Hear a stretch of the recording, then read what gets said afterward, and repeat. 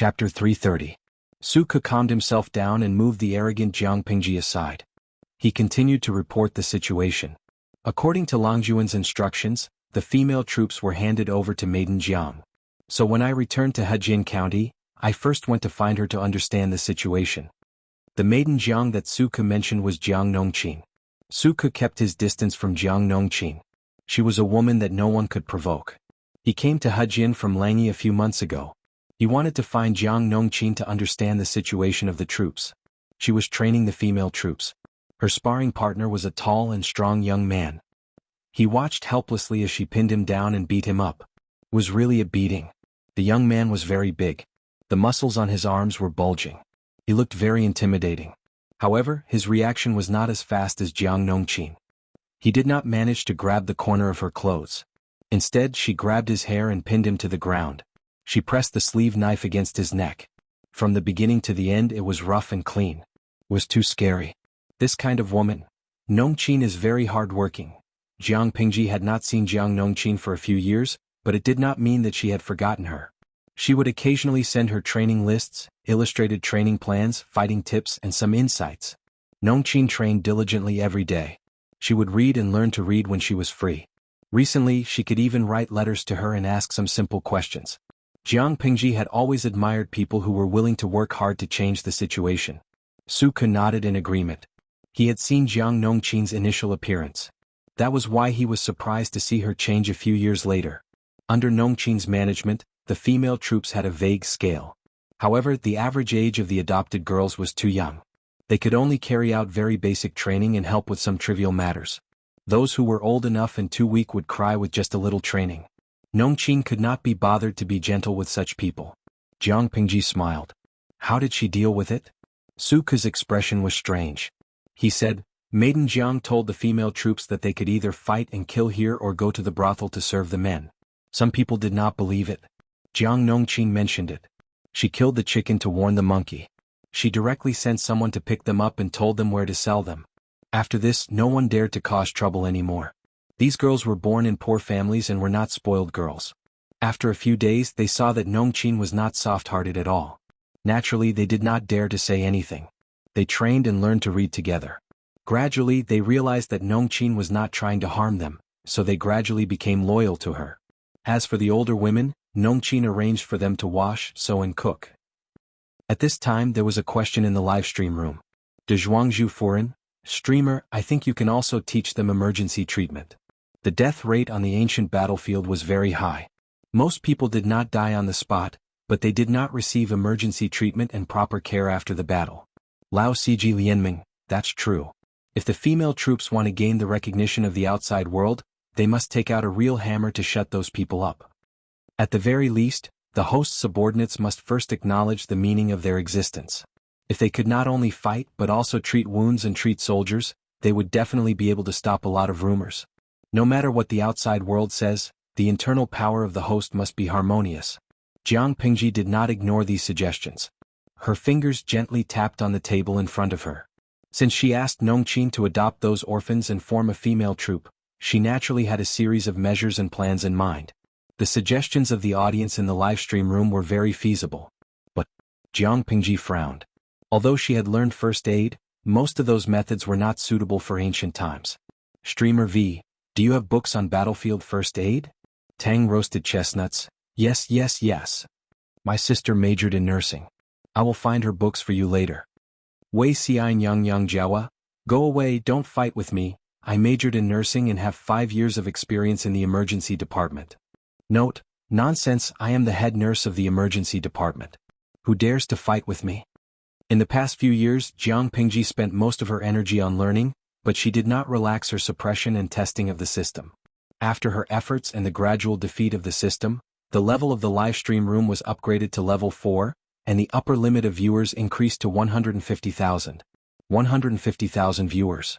Even if they were all onlookers, there was no lack of talents from all walks of life. Jiang Pingji asked for some nursing knowledge. Naturally, the number of viewers who responded was like a school of carps crossing the river. She listened attentively to Suke's summary report and sorted out the general information in her mind. Is there any news from Chongzhou? Jiang Pingji muttered to herself for a while and asked about news from Chongzhou. Back then she urged Lu Shi to become the magistrate of Chongzhou because she had her eyes on that place. Because the 3 tribes of the northern borderline were eyeing it covetously, Dongqing had transferred a batch of soldiers away to support Nanxing. Lu Shi had a legitimate reason to recruit troops and buy horses. He called it, protecting the border. Even if the emperor of Dongqing and the northern borderline were in love, he could not reject his reason. Master sent news a few days ago that everything is fine.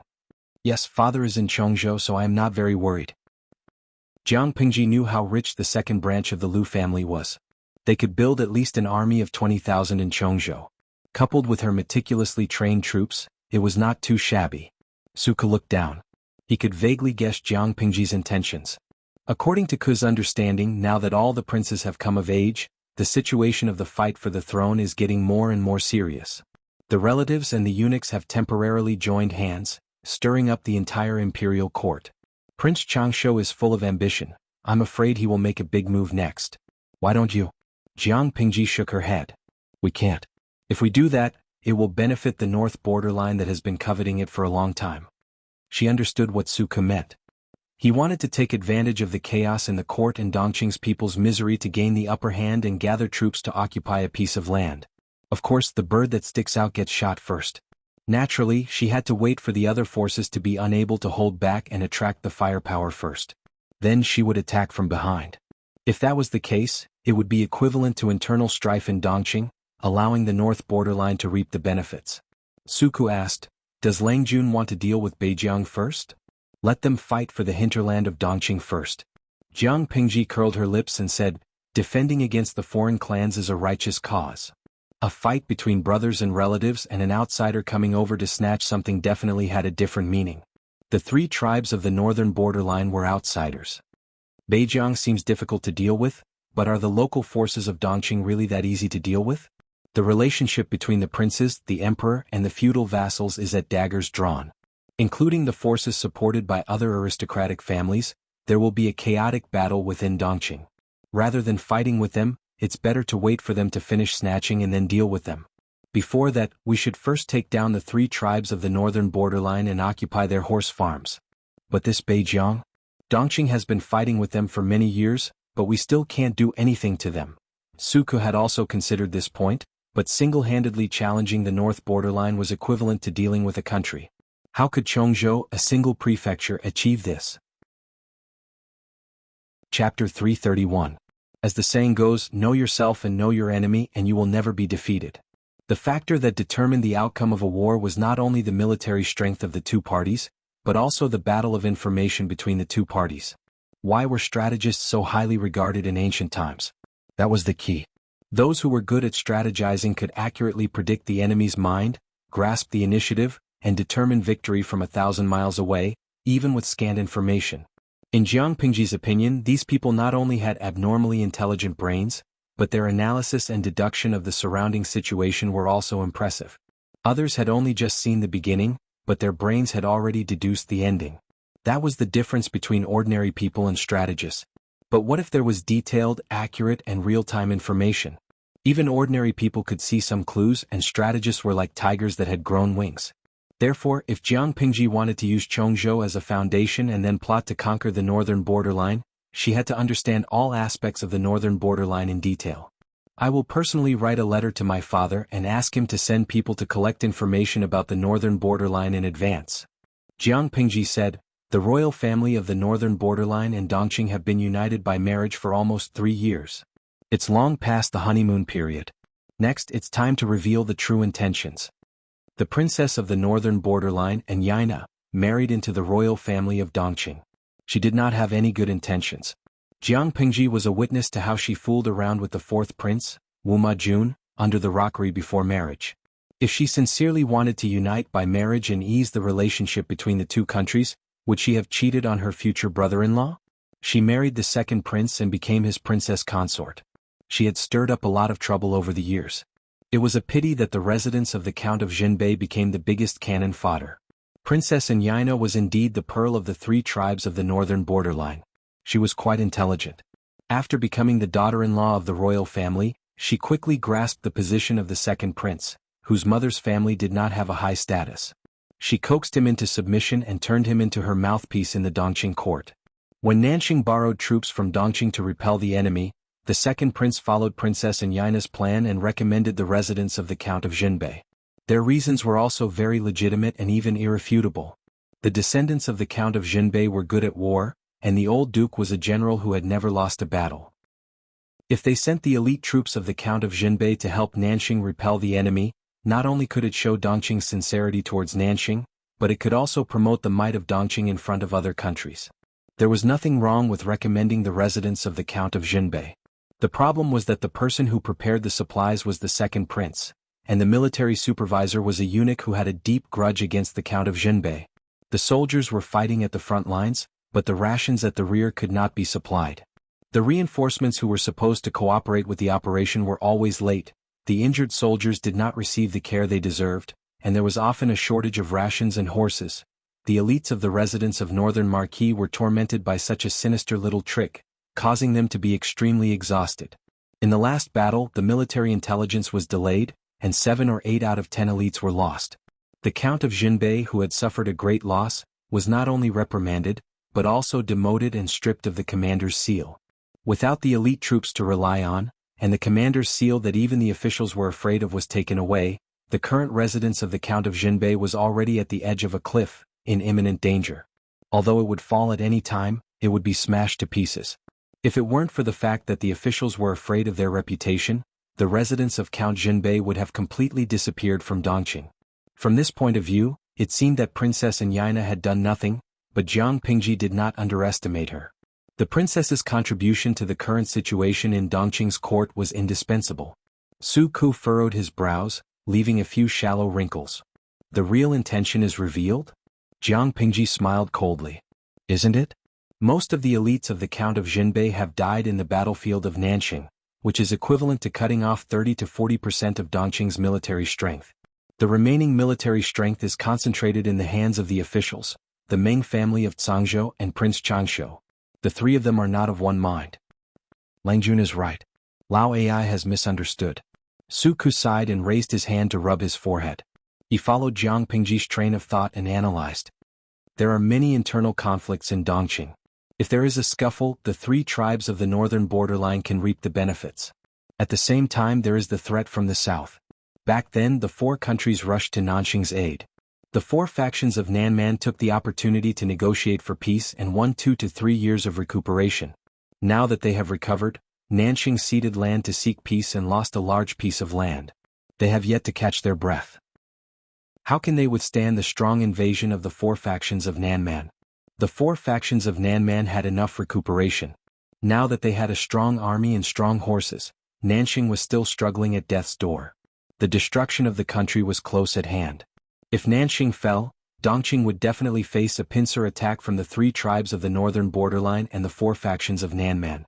There were many external threats and endless internal troubles.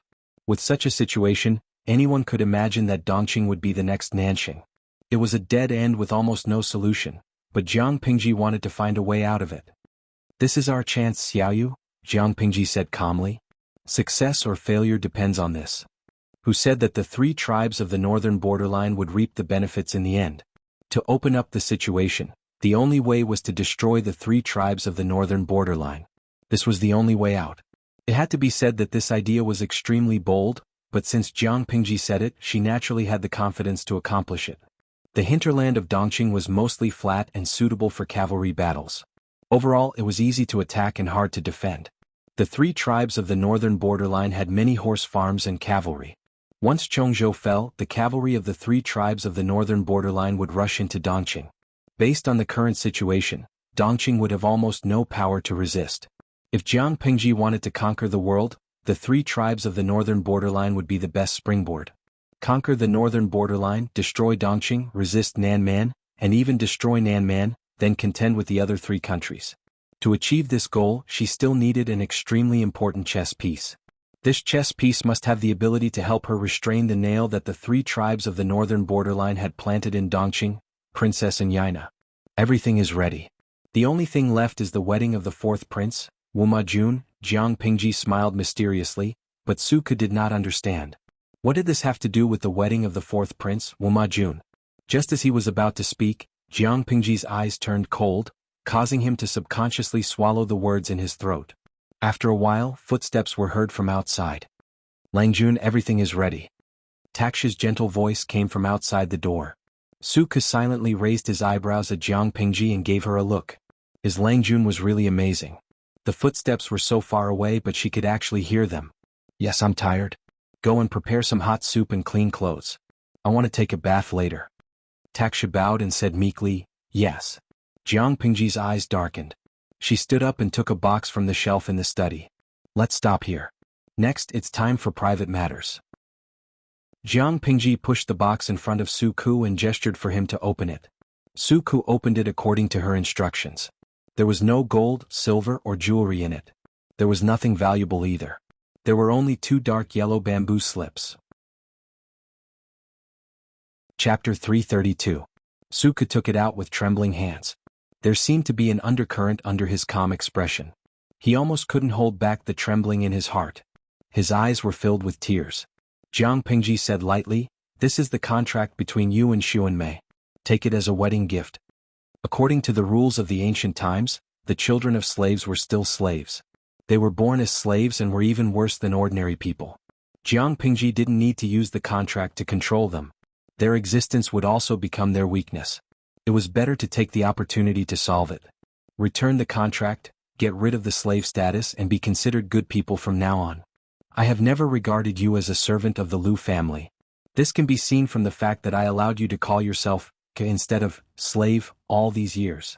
Xuanmei is my personal maid, but I've always treated her like my own sister. We're not family but we're closer than family. Suku, I will be happy to see you marry her. However, if you become successful in the future, don't forget the relationship between you and her when you were young. Suku calmed himself down and suppressed the surging emotions in his heart. He bowed deeply to thank her.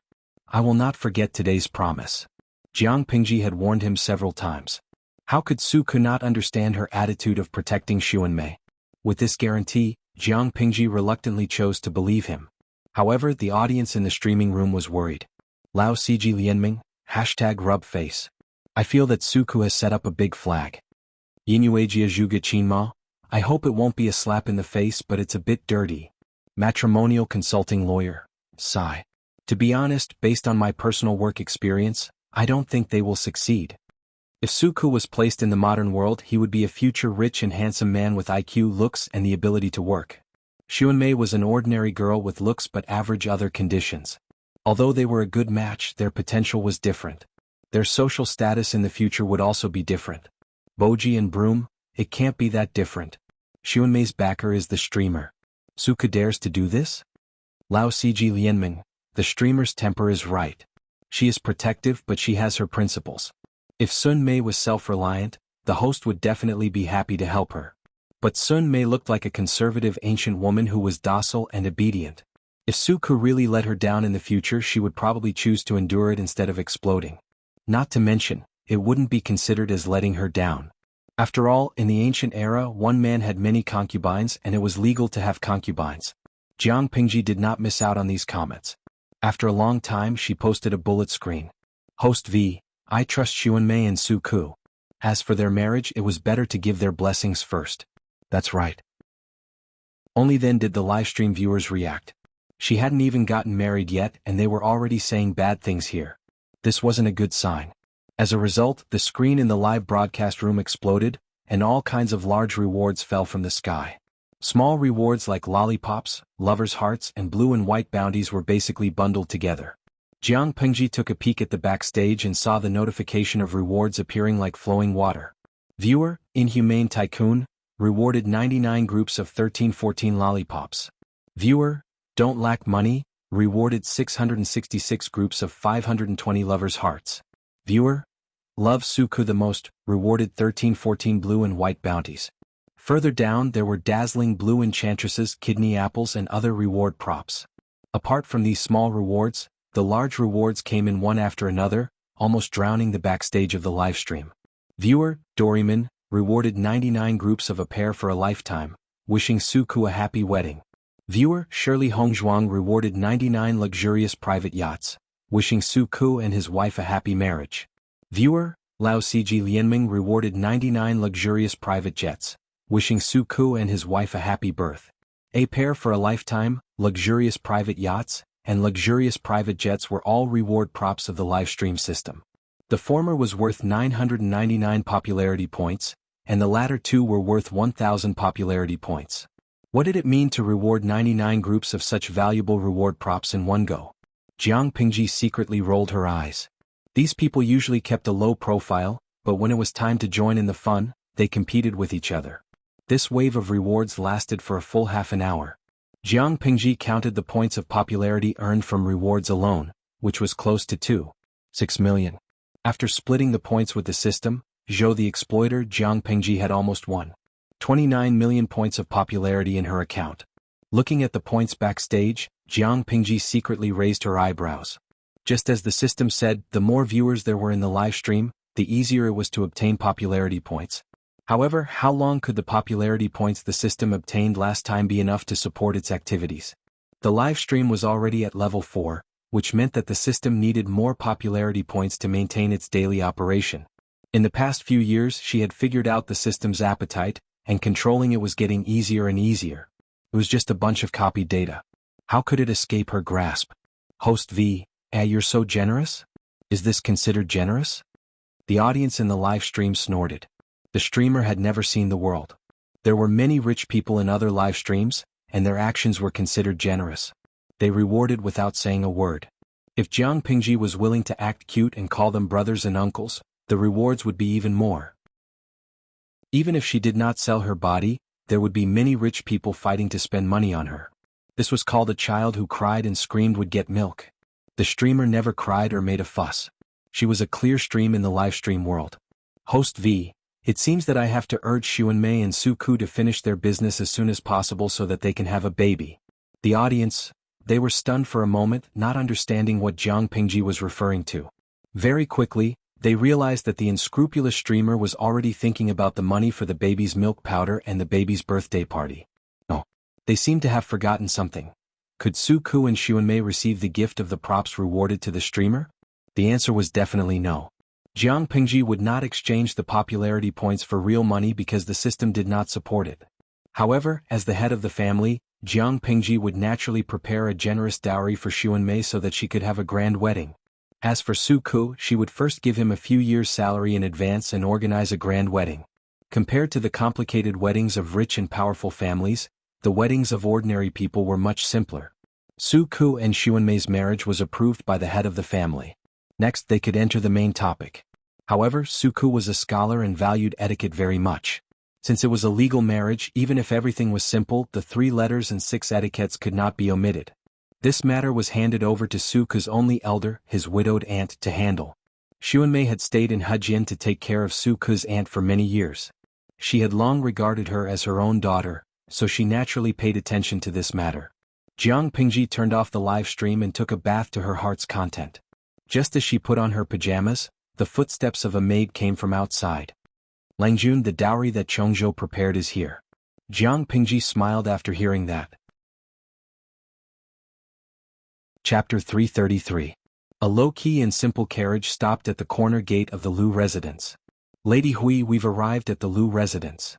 The servant girl's gentle voice came from outside the carriage, pulling Huijun back from her daydream.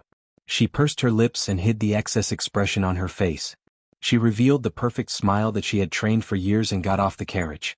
In front of her was a completely unfamiliar mansion. If it had been a few years ago, she would still have been a lowly prostitute who could be humiliated by anyone. She could have any man for a copper coin. She would have been chased away and insulted by the servants if she had even gone a little closer, not to mention entering such a luxurious mansion. Lady Hui, the servant girl called out. I'm fine. I'm just overjoyed at the thought of seeing Langjun soon. The current Huijun smiled shyly. She pressed down the heavy curtain and covered her entire face. Then she handed her hand to the servant girl and let her enter the corner gate. She knew that she was the dowry of the daughter of a concubine in the Lu residence, but she only looked at the energy and investment that the Lu residence had invested in her over the years. Her food, clothing, and shelter were all luxurious. Someone even personally taught her how to read and write, taught her how to evaluate paintings and poems, and told her the rules and taboos among the aristocratic families. Therefore she did not think that she would only be a dowry who helped others win the favor of her husband. She kept a low profile all the way to a courtyard. Huijun saw the second legitimate son of the Lu residents, whom she had met a few years ago. Jiang Pingji was also stunned when she saw Huijun. Even she did not expect that a Kao, who had been carefully raised for a few years, would grow into such a peerless beauty. Her hair was as black as ink, her eyebrows were lightly swept, and the jade hairpin in her hair swayed rhythmically. She was beautiful. It seemed that even such boring swaying had become meaningful. She walked with a myriad of postures. Her graceful appearance was like a green willow that had just sprouted in the warm spring. It was unforgettable. She was no longer thin, pitiful, humble, and cowardly. Instead, she was gentle, tranquil, and elegant. A girl changes 18 times between womanhood and womanhood. The saying is true. Jiang Pingji looked at Huijun with a gaze that admired a beauty. She was indeed a rare beauty. She was not beautiful enough to captivate birds and beasts, but she could still topple a city.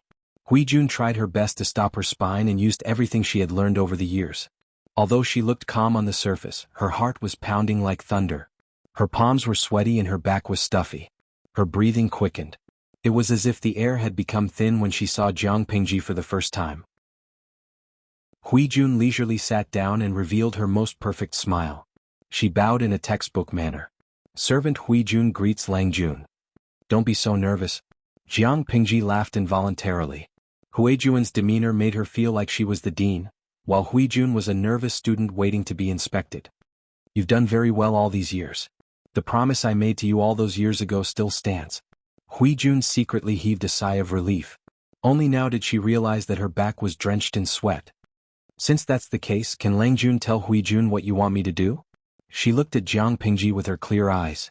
Even though the years had worn away the timidity in her bones, she always felt ashamed of her inferiority in front of Jiang Pingji.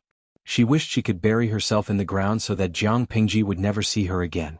Jiang Pingji tapped on the table. The sound was especially obvious in the quiet room. Will you be the demoness who brings disaster to the country? The demoness who brings disaster to the country? Huijun was stunned. Before coming to the Lu residence, countless thoughts had popped up in her mind. But no matter how she guessed, she could not even get close to the truth. Huijun smiled bitterly. All the women in the world, even if I'm as impure as I am, will not voluntarily admit that my appearance is inferior to others. However, the demoness who brings disaster to the country. I have some good looks, but I don't have the confidence to compare to the 3,000 beauties in the inner court of the palace. Jiang Pingji nodded. That's true. Huijun was indeed very beautiful, but this kind of beauty belonged to the human world. If one worked hard, one could find a beauty who could compare to her. When Huijun heard this, her heart felt as if it had been pricked by a needle. It hurt faintly. At that moment she heard Jiang Pingji say, "But I'm asking if you are willing to be the demoness who brings disaster to the country, not anything else."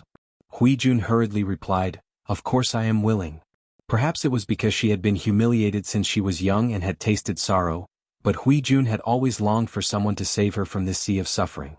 The person in front of her had done it. That year she had personally killed the ruffians who had bullied her in the mass grave. She had secretly made up her mind.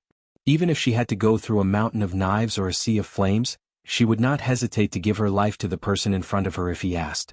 One had to know how to be satisfied and grateful. Huijun had retained this sincere heart. She understood that after leaving the slums, she had stolen every day. How many prostitutes had died miserably? Even on their deathbed, they were barely clothed, and bystanders had to cover their noses when they saw their corpses? She was the only one who had enjoyed so many years of glory and wealth.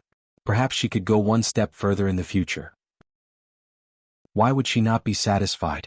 As soon as she finished speaking, she heard the youth in front of her say to her, "If that's the case, I'll give you some good fortune." Huijun lowered her head and bowed.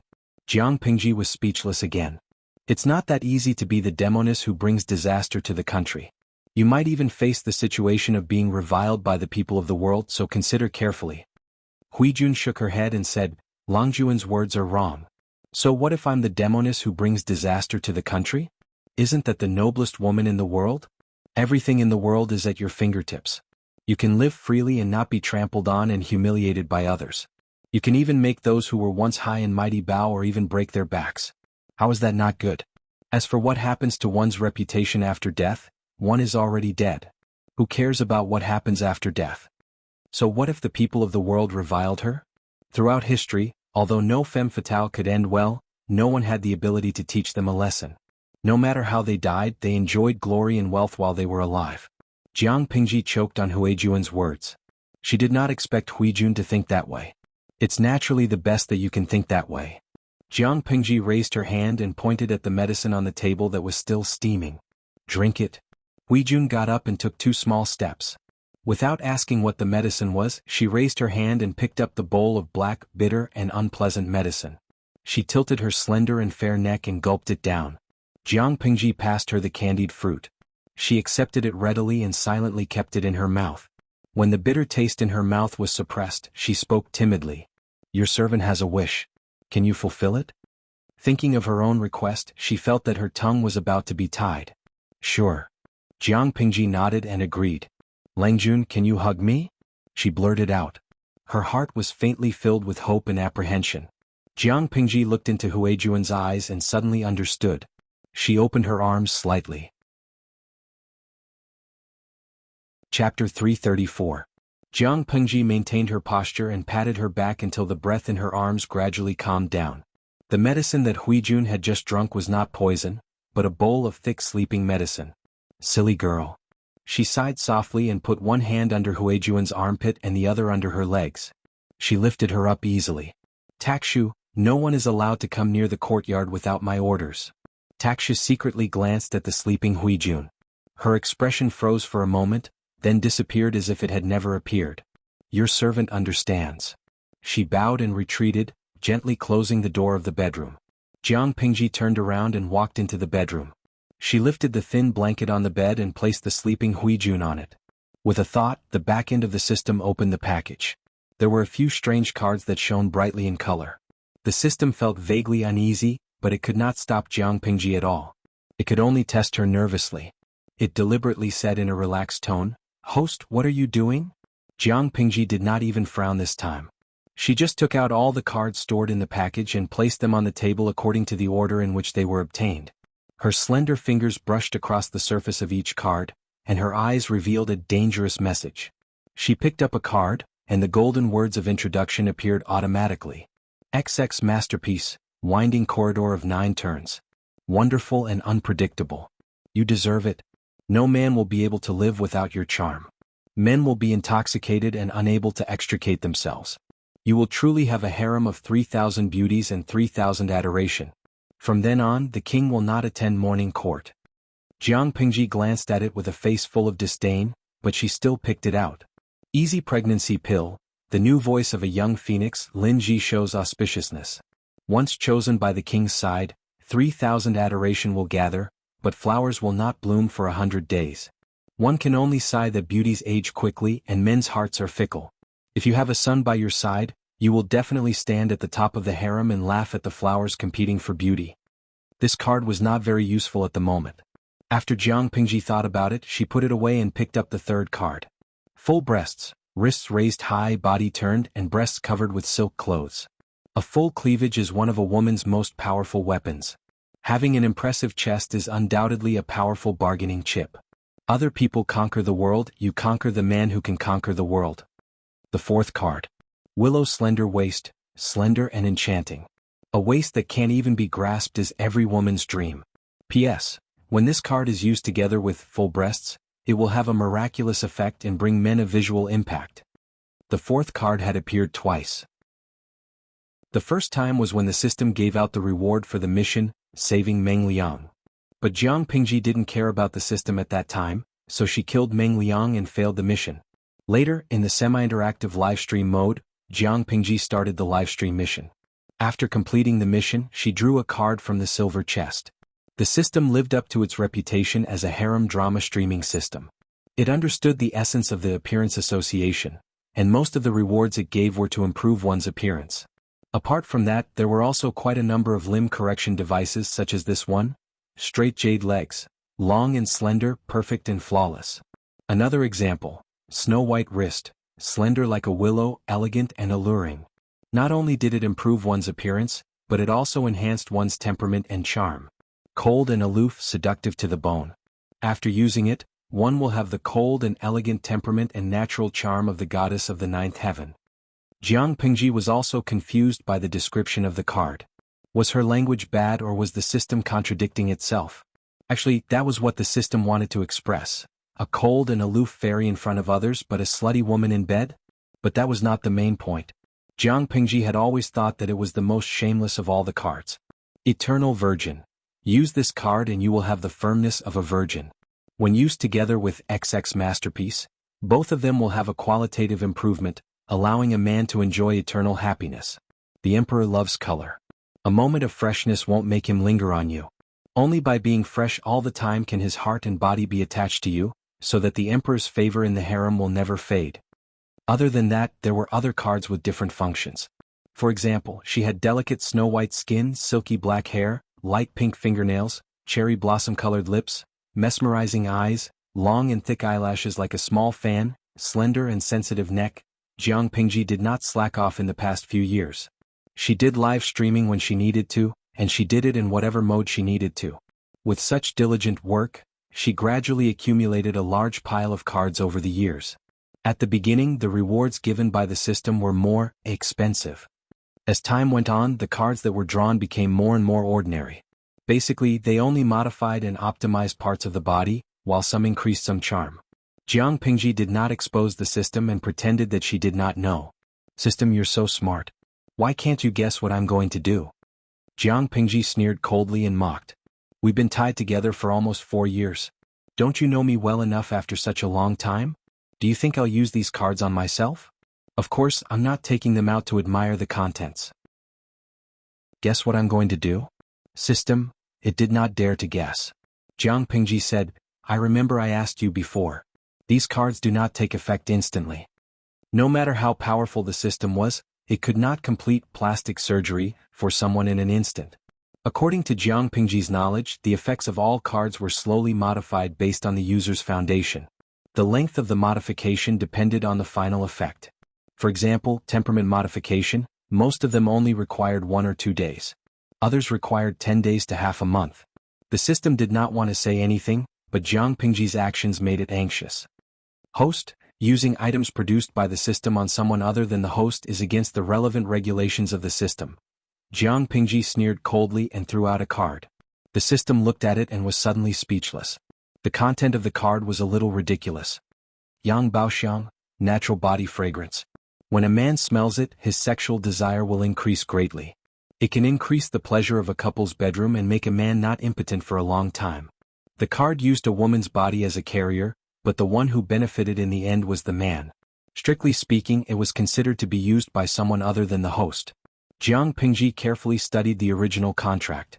There was no such clause. The system's words could deceive unfamiliar people, but to deceive her? The system tolerated it and finally chose to curl up. It was powerless to stop Jiang Pingji's actions. Chapter 335.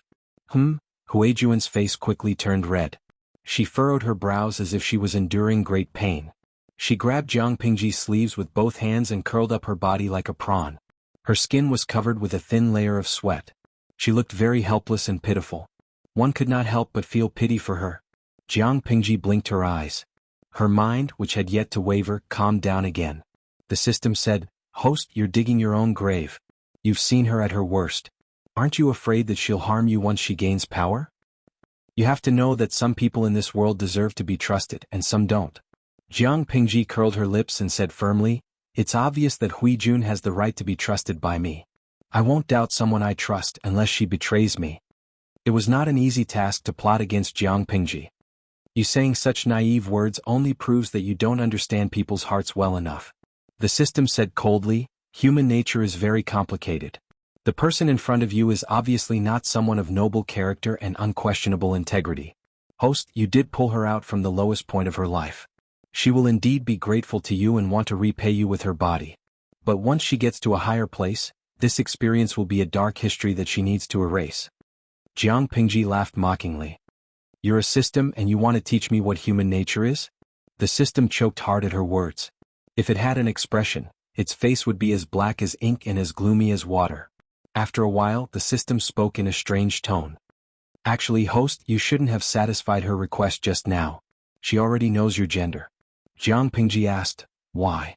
The system said, according to the analysis of the system's data, this woman adores you and admires you. If you didn't expose your gender, she would still be immersed in it.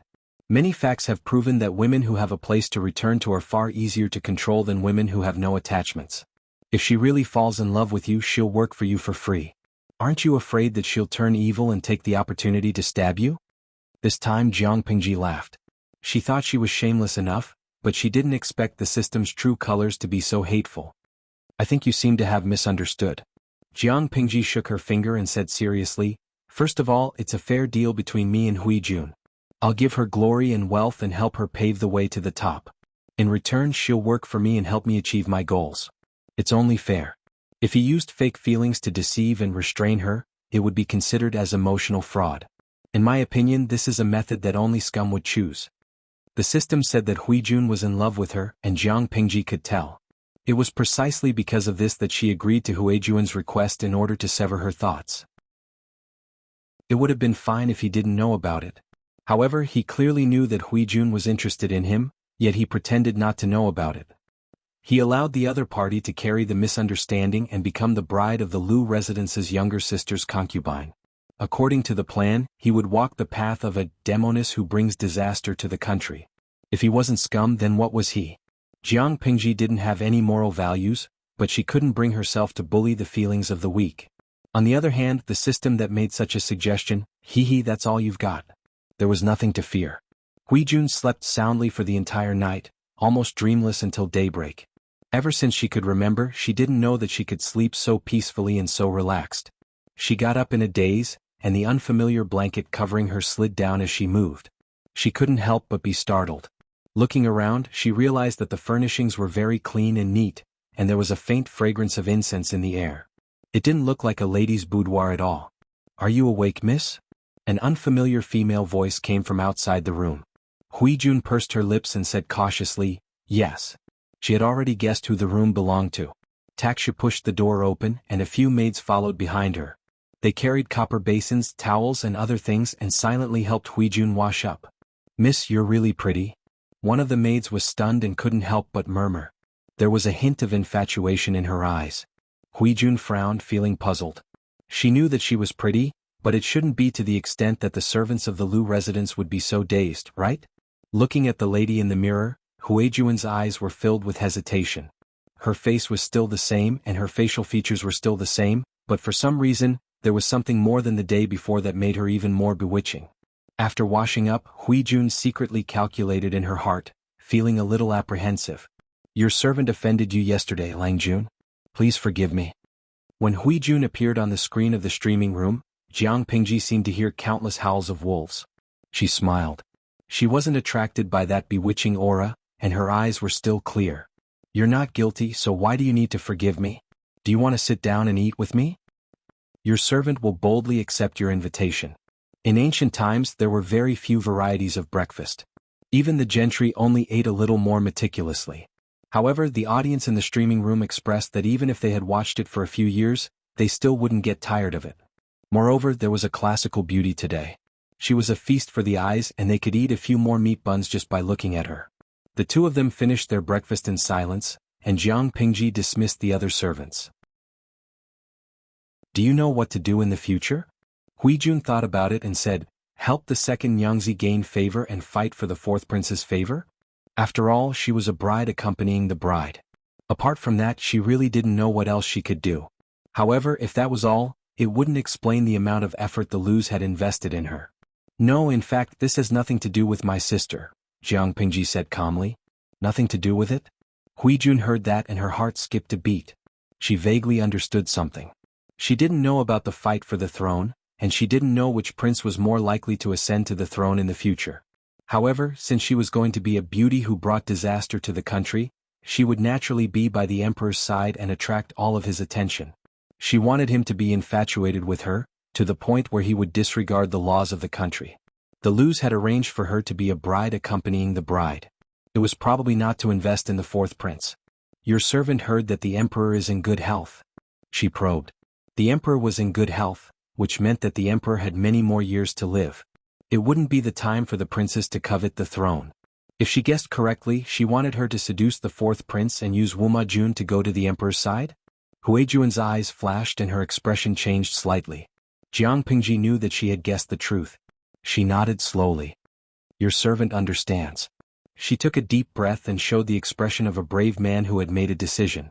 The princess of the second prince is the princess of the northern borderline. Her name is Yaina. She's about the same age as you, but she's very scheming. Jiang Pingji deliberately mentioned it and Huijun understood. Your servant will deal with this person cautiously. Jiang Pingji said, don't be afraid. You just need to enjoy your life. As for the rest, you can do whatever you want. Your servant isn't afraid. It's worth it to enjoy one more day. Chapter 336. Protect her? At a time when she had become the real demoness who brings calamity to the nation, when everyone in the world wished to eat her blood and eat her flesh, Huijun didn't say a word. Her watery eyes flickered with complicated emotions. Huijun wasn't willing to believe such a beautiful promise, but her heart betrayed her rationality in an instant. Jiang Pingji added, as I said, this is a fair deal. I'm investing in you, expending my energy to let you enjoy all the riches and wealth in the world. You'll help me achieve my goal. After this is done, I naturally have the responsibility to ensure your safety. Because of Jiang Pingji's promise, the bullet screen in the streaming room changed its style. Previously they had been sucking up to Huijuan's peerless beauty, but now they were cheering Jiang Pingji on. Zwizen Beishijing, su crispy heavens. Streamer, do you still need someone in your harem? Someone who went to college and knows how to code? Wei Dashin Yunji, the streamer is really amazing. She's so broad-minded. I feel like I'm about to be conquered by her even through the screen. Suiwa Zaiji Lusher, #facepalm. I think so too. The host was clearly not flirting with him, but he felt like he had been flirted with. Linglong Mibao, although I think that the streamer is just fulfilling the terms of the transaction contract, it's really good. Dora aiming, sigh, since ancient times there have been many people who used women to mess up the imperial court and then burn the bridge after achieving their goals. They should all learn from the streamer. Thinking about how those guys would throw the pot at a femme fatale, I would still choose the streamer. It was a fair transaction, ensuring the interests of both parties and abiding by the terms of the contract. It felt so refreshing. Of course, among the 150,000 viewers, there were bound to be some who disliked Jiang Pingji. Wu Qingxian, #picknose. Promises that aren't fulfilled are just bullsh**. Who knows how she'll burn the bridge after crossing it? Ishuang chopsticks, what's Su exploding heaven? I feel so embarrassed. I just think it's disgusting and pretentious. Only a fool would believe it. Sans Hisong Shuningsher, to the commenters above, just because you can't do it doesn't mean that the host can't do it. Let me return a sentence to you.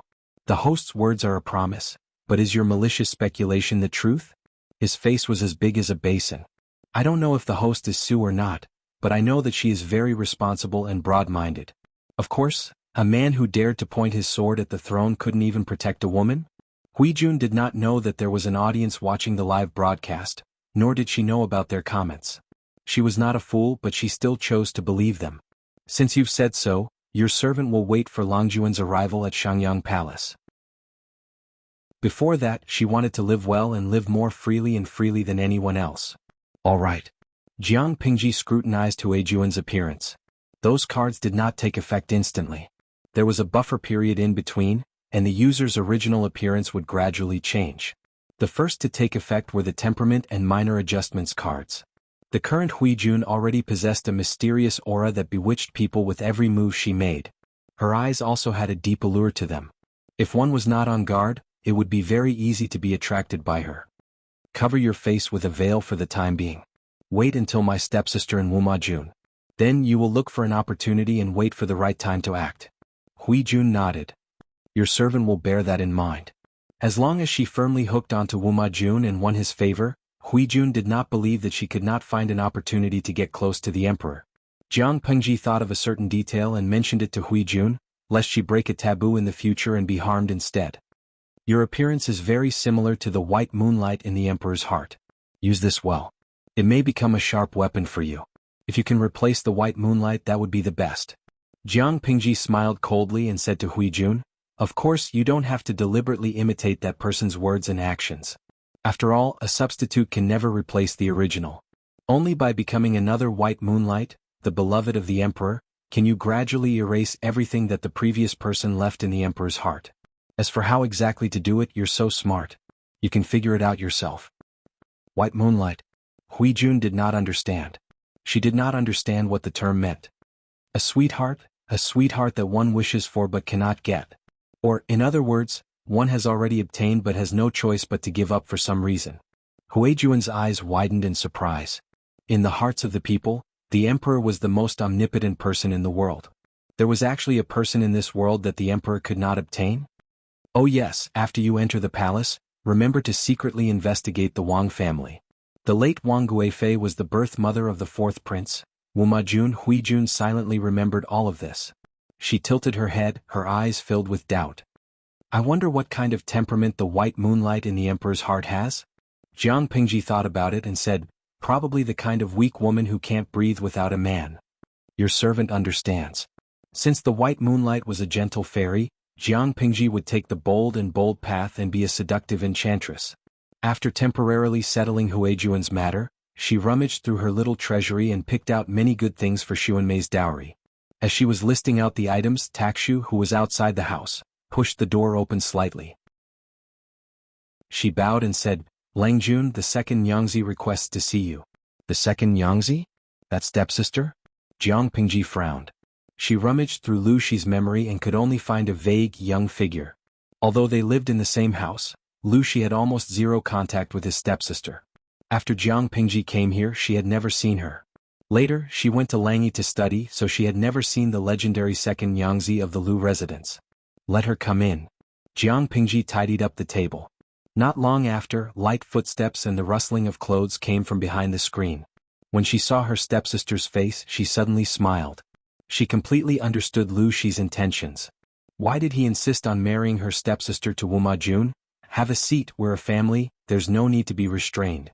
The second Yangzi sat down according to her words. She looked at Jiang Pingji for a long time without speaking. Her gaze was timid, as if she had been bullied. The two of them looked at each other. Neither had the intention of taking the initiative to break the silence. In the end, it was the stepsister who could not bear it anymore. She nervously twisted her handkerchief and secretly bit her lower lip. Brother Shi, I'm here today, for a favor. What is it? I'm about to marry into the royal family, but my birth mother still has no status.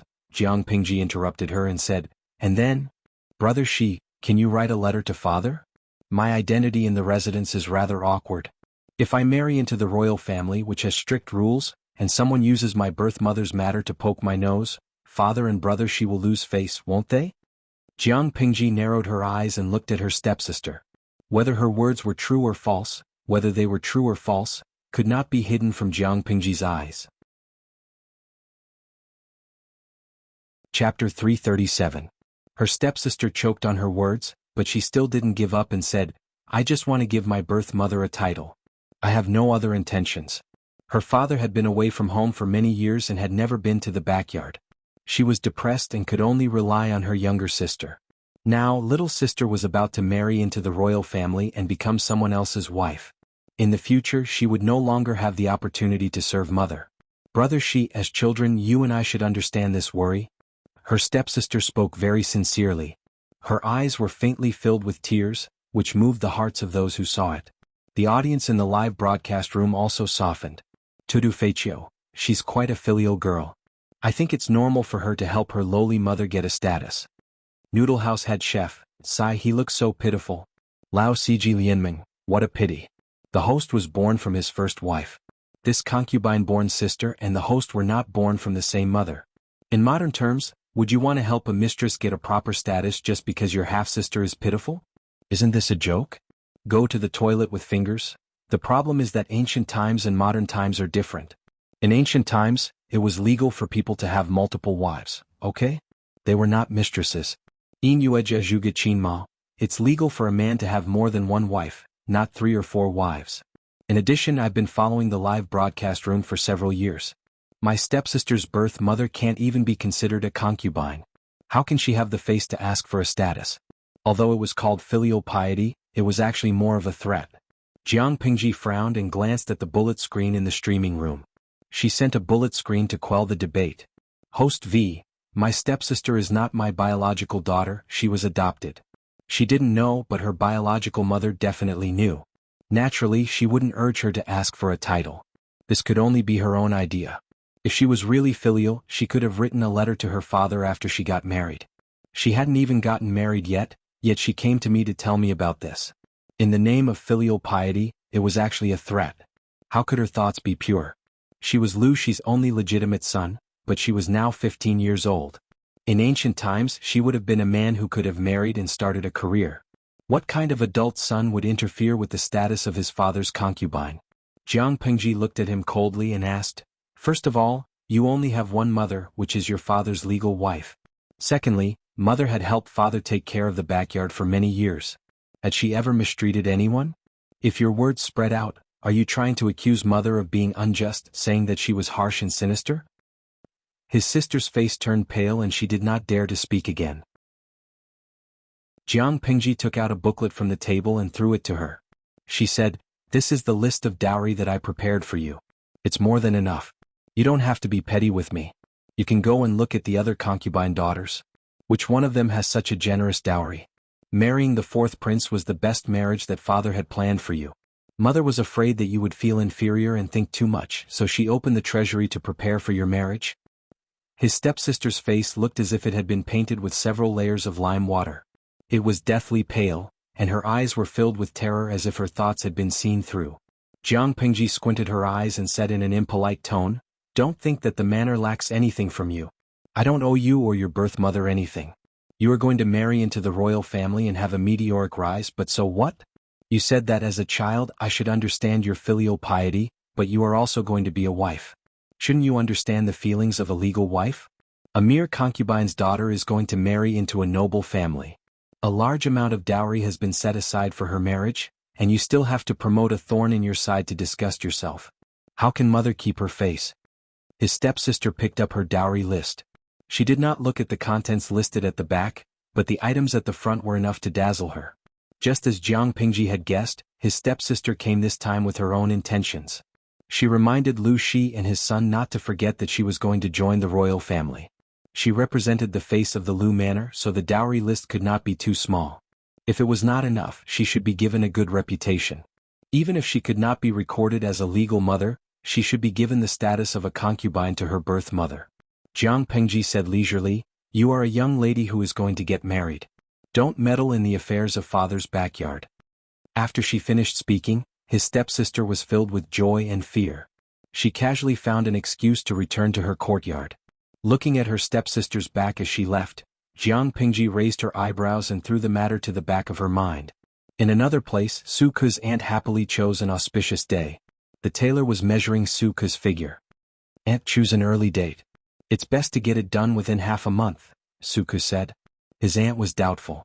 Half a month? That's too rushed. Xuanmei will be treated unfairly. It took a lot of time to complete the 3 letters and 6 rituals. If they were to prepare for marriage within half a month, it would inevitably be simpler. Su Ke said helplessly, If we don't get married within half a month, I don't know if there will be a chance in the future. What do you mean? His aunt was puzzled. She immediately thought of something. Is it possible that Xuanmei is unwilling? Or do you want to change your mind? No. Su Ke frowned and comforted his aunt. It's just that the current situation is unforgiving. Lang Jun has great ambitions, so Ke naturally has to follow by his side. This time, Lang Jun will send the second mother of the main family to Shangjing to get married. I'm afraid there will be other variables. If we're unlucky, we won't have peaceful days in the next few years. I'm afraid that Xuanmei will be delayed. So, Ke thinks it's better to get married first. His aunt did not know what the variables were, but she knew that Su Ke would not joke about such things. She was suddenly in a dilemma.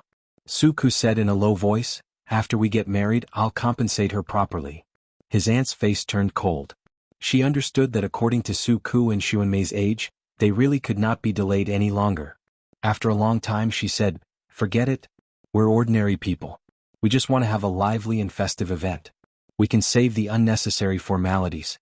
Looking at the time, there was a good day in 11 days. If Xuanmei agrees, then it's settled. But you have to compensate her properly in the future. If you mistreat her, I'll be the first to not forgive you. Su Ke nodded. Don't worry, Aunt. I know. Although the wedding was a little rushed, it was not chaotic. On the day the dowry was shown, the generous dowry that Jiang Pingji prepared for Xuanmei made the neighbors jealous. All the neighbors said that Suku was very lucky to be able to marry such a beautiful woman. Jiang Pingji even used Suku's wedding as a semi-interactive livestream. She explained the wedding process in detail to the livestream audience. On that day, there were especially many livestream audience members who sent gift money. The gifts almost flooded the backstage. 3 days after the wedding, Jiang Pingji did not disturb the two of them and let them continue to be intimate. But time flew. Xuanmei, who was dressed like a married woman, had already prepared the wedding gifts for her newly married husband. The two of them sat on the couch and looked at each other in silence. There was no other newlywed couple like them, who had to be separated after a few days of marriage. After thinking for a while, Xuanmei said, "Be careful when you're outside. I'll take care of everything at home." Suku nodded and held her hands with both of his. He said guiltily, "I'm sorry." "That's good. After all, this is my own choice. I'm afraid that in the future, my husband will find out that I'm not what I look like and dislike me." Xuanmei's lips moved. Her eyes were filled with hesitation. After a long time, she actually took the initiative to hug Suku's waist. Also, Never let Langjun and Taksha be alone. Suku was dumbfounded. Chapter 338. Betrayal? Suku woke up from his daze. He looked serious and subconsciously held Sunmei's hand. "When did this happen?" Xuanmei sighed and looked worried.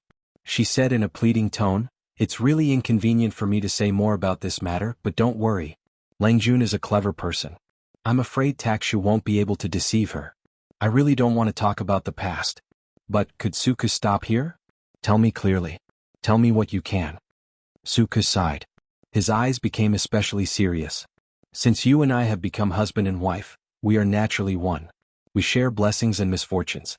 If this matter is not serious, I will confess to Langjun for you and ask for leniency. If it is serious, I will find a way to bear it for you, but you can't deliberately hide it." Sunmei was speechless. How could she tell him about this? The newlyweds, who were supposed to sleep together and tell each other about their love, looked at each other in silence. The atmosphere became dignified and tense. "Sunmei, you are willing to marry me because you want to find another way out, right?" Suddenly, Suku looked at Sunmei with burning eyes. The depth and probing in his eyes seemed to be able to peel off Sunmei and see through her heart. Sunmei's lips moved. Under such a gaze, she couldn't say anything to deceive him. Her slender white hands unconsciously twisted a corner of the quilt. She couldn't help but avoid Suku's direct gaze. If there was a crack in the ground at this moment, she would want to hide in it to give her some sense of security. Suku sighed and said sincerely, "I was born as a commoner. I had no official title or contribution. Later, I committed a murder case because of my mother. I was sent to prison and was punished. Although I was pardoned, I was still a lowly person and was sold. If I wasn't lucky enough to meet Langjun, I don't know what kind of situation I would be in now. At least, I wouldn't have such a happy and peaceful life like now. My aunt could live out her old age and I had a beautiful wife by my side. Therefore, to me, Langjun is more important than my life." Sunmei's heart skipped a beat. She couldn't help but clench her fists. "Actually, I used to wonder what kind of luck I had to make you, who was by my Langjun's side, fall in love with me at that time." Now that he thought about it, there seemed to be a hidden reason. This hidden reason probably involved a lot of things. "Xuanmei, since you've married me, you'll be husband and wife in this life. I'll never abandon you. So, no matter what it is, you and I will face it together." When Suku went to Shangjing with Jiang Pingji for the first time, Xuanmei expressed her feelings to him, but he did not agree. It was not that he was not moved, but he carefully considered his own conditions and future. He felt that he should not delay such a good woman, so he tactfully declined. But in the next few years he saw Xuanmei's efforts and remembered it in his heart. His aunt repeatedly told him how filial and obedient Xuanmei was, and how deeply she loved him. Because of all these, even if Suku had a heart of stone, he couldn't help but feel pity and admiration for her. Suku held Sunmei's hand and realized that her palms were covered in cold sweat and her fingers were still trembling. "I don't know much about this either." After a long time, when the candle in the room was burning quietly, Xuanmei hesitantly opened her mouth. "You don't know much?" Suku was even more confused. "Why would I lie to you at this moment?" Xuanmei lowered her head. Her long eyelashes cast a fan-shaped shadow. I really don't know much. In fact, I'm not from Dongqing.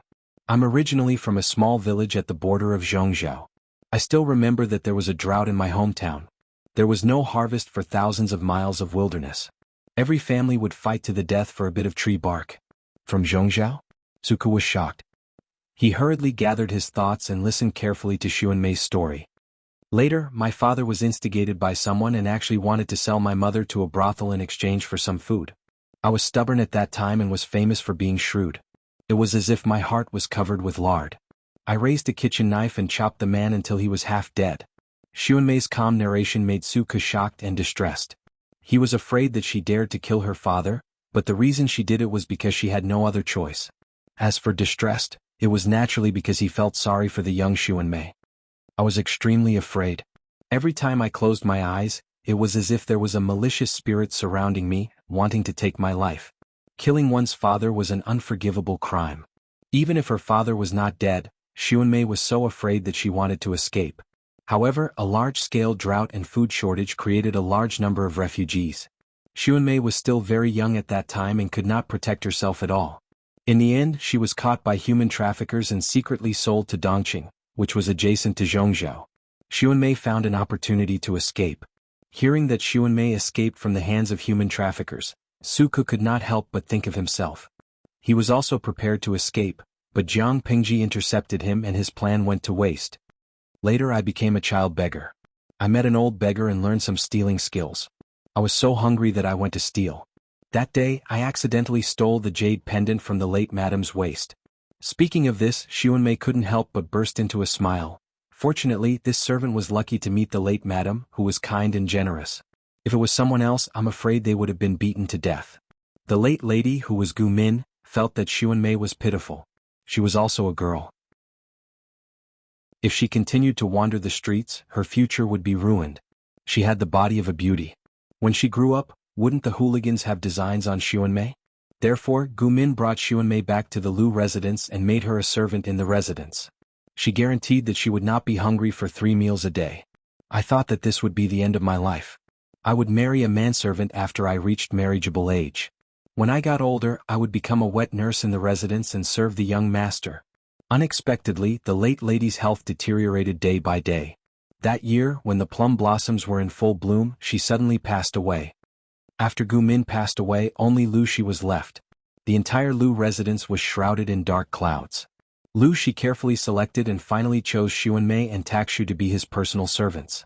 He secretly ordered someone to teach them martial arts. Looking at the root, Xuanmei's background was very clean. She was indebted to the late Gu Min, so she would not harm Gu Min's bloodline. Lu Shi thought very well and made very thorough arrangements, but his plans could not keep up with the changes. Chapter 339. Suku asked, "Is there something wrong with this couple?" Xuanmei nodded. "I was young when I escaped from my hometown, but I could still remember what my parents looked like. They were strangers. How could they be my parents? But they brought my parents' belongings." Xuanmei sensed something was wrong, so she pretended to admit it. The family had a private conversation for a while. She was told that her parents and younger siblings were all in the hands of the other party. If she was not willing to obey, those people would die. On the contrary, if she was obedient, her parents and younger siblings could live a good life. Xuanmei was skeptical. She did not care about her father's life, but she could not abandon her mother and younger siblings. "I promised to be their informant and mole." Speaking of this, Xuanmei's expression became a little weird, but that group of people only asked me to keep an eye on the second Yangtze in the backyard. If there is any unusual movement, I must report it. Xuanmei was really confused by such a strange order, but she obeyed and carefully monitored the second Yangtze all these years. Her daily life was either reading, painting, or doing needlework. She was sunbathing, admiring flowers, and playing with the maids around her. Suku asked, "What's going on with Takshu?" Which lunatic would stare at the daughter of a concubine in the backyard of the Lu residence? Both husband and wife were confused by this question. I didn't know that Takshu was also a mole at first.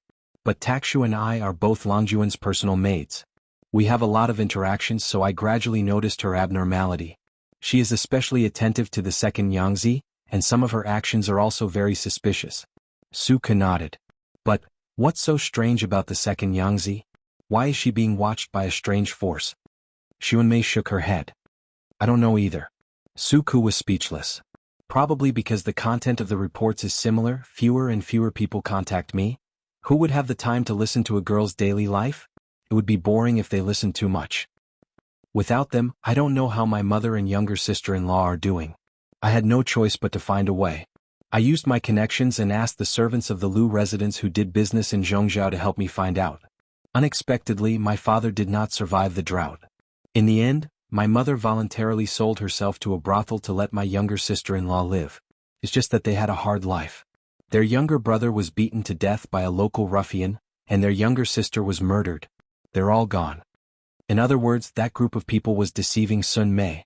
Not long after Sun Mei received the real news about her family, the swindler who hadn't appeared for a few years appeared again. I really want to see what kind of tricks these people have up their sleeves. I'll just feign civility with them. Some killing intent flashed in Xuanmei's eyes. She said coldly, but this time they don't care about the second Yangzi. They even ordered me to keep an eye on Lang Jun. Suku asked, when did this happen? Xuanmei thought for a moment. About 3 years ago, Lang Jun implemented the food purchase restriction and was preparing to go to Shangjing. The change of command made Sun Mei vigilant. Thinking of the late wife's appreciation, she could not do anything to hurt Lu Shi. Are there any other orders besides keeping an eye on Lang Jun? Xuanmei said, there is such a saying, but I think it's best if you don't listen to it. After listening to Xuanmei's explanation, Suku relaxed a lot. At the very least, up until now, Sun Mei had not made a huge mistake. There was still room for redemption. Therefore his tone was also a lot more relaxed. What on earth is it that I can't listen to it? Xuanmei secretly rolled her eyes. The other order that the informant gave me was to make Lang Jun become a well-behaved noble lady while he is still unsettled. Suku was dumbfounded. No matter how heroic Lang Jun is, he is still an upright man.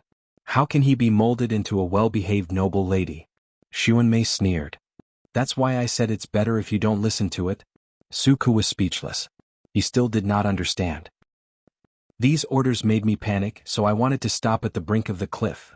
Xuanmei feigned civility with those informants while thinking about a way out. Then she met Suku. My original plan was to marry you, and then use the money I have saved over the years to redeem our marriage contract. After that, I would go far away. Before Xuanmei finished, Suku interrupted her. If you want to leave the Lu mansion, you don't have to marry? Xuanmei rolled her eyes. Darling, it's easy for you to say that. I'm a young girl. How can I be safe walking outside alone?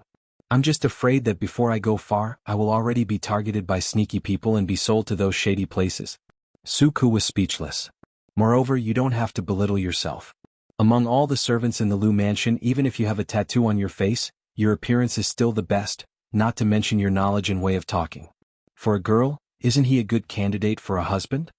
Xuanmei knew her identity, and she did not want to climb up the social ladder. However, she had to find someone that suited her. She pestered Suku at first because she was in a hurry to escape from the Lu mansion, but later she really wanted to marry Suku. Then you reminded me to be wary of Takshu. Did the orders given by the informant change again? Xuanmei sighed and said, maybe I want to marry you too much, so I acted improperly and made those people hate me? What do you mean? Takshu tested me a few times. At first it was just a warning, but it gradually became more malicious. Until the day before the wedding, Taksha looked at me with murderous eyes, as if she was looking at a dead person. From this, it can be seen that those people did not want me to live. She tested me a few times, but I dealt with her cautiously. Then Taksha believed that I was tight-lipped and did not leak anything about them. Xuanmei smiled mockingly when she said that. Taksha thought that she had concealed it well, but Xuanmei gradually realized that Lang Jun had probably already found out.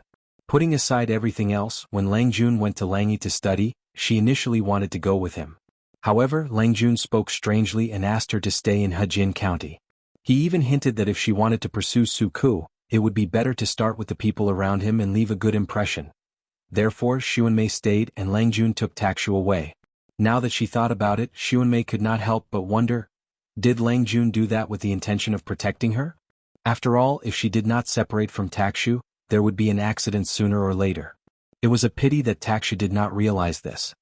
Takshu wants to kill me. I'm afraid, you will soon be a widower.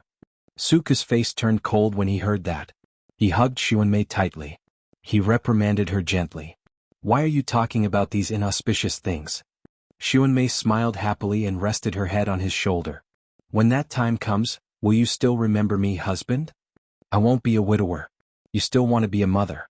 After that, the couple covered themselves with the quilt. The quilt turned red and the room was full of spring. The clouds disappeared and the rain stopped. Suke got up and washed his body with warm water. Then he changed into his daily clothes. You sleep first. I'm going to find Lang Jun to ask for his opinion. This matter cannot be delayed. Xuanmei nestled in the quilt and held her chin. Cannot be delayed? Then why weren't you serious just now? Chapter 340. Su Xiaoyu, you'd better give me a good reason. She controlled her strength and slammed the table. The sound was so loud that it made people's ears itch. Jiang Pingji didn't have a bad temper, but who would like to be woken up at a critical moment when they were sound asleep? The weather in Hejian County was cold, not to mention the temperature in the middle of the night. It was chilly as if she had been thrown into an ice house. She waited patiently for Suku to speak. She wanted to know what kind of big matter it was that made him abandon his warm and fragrant wife and come to disturb her sleep in the cold air. Thinking of the hot bed and the soft quilt, Jiang Pingji couldn't be nice to Suku.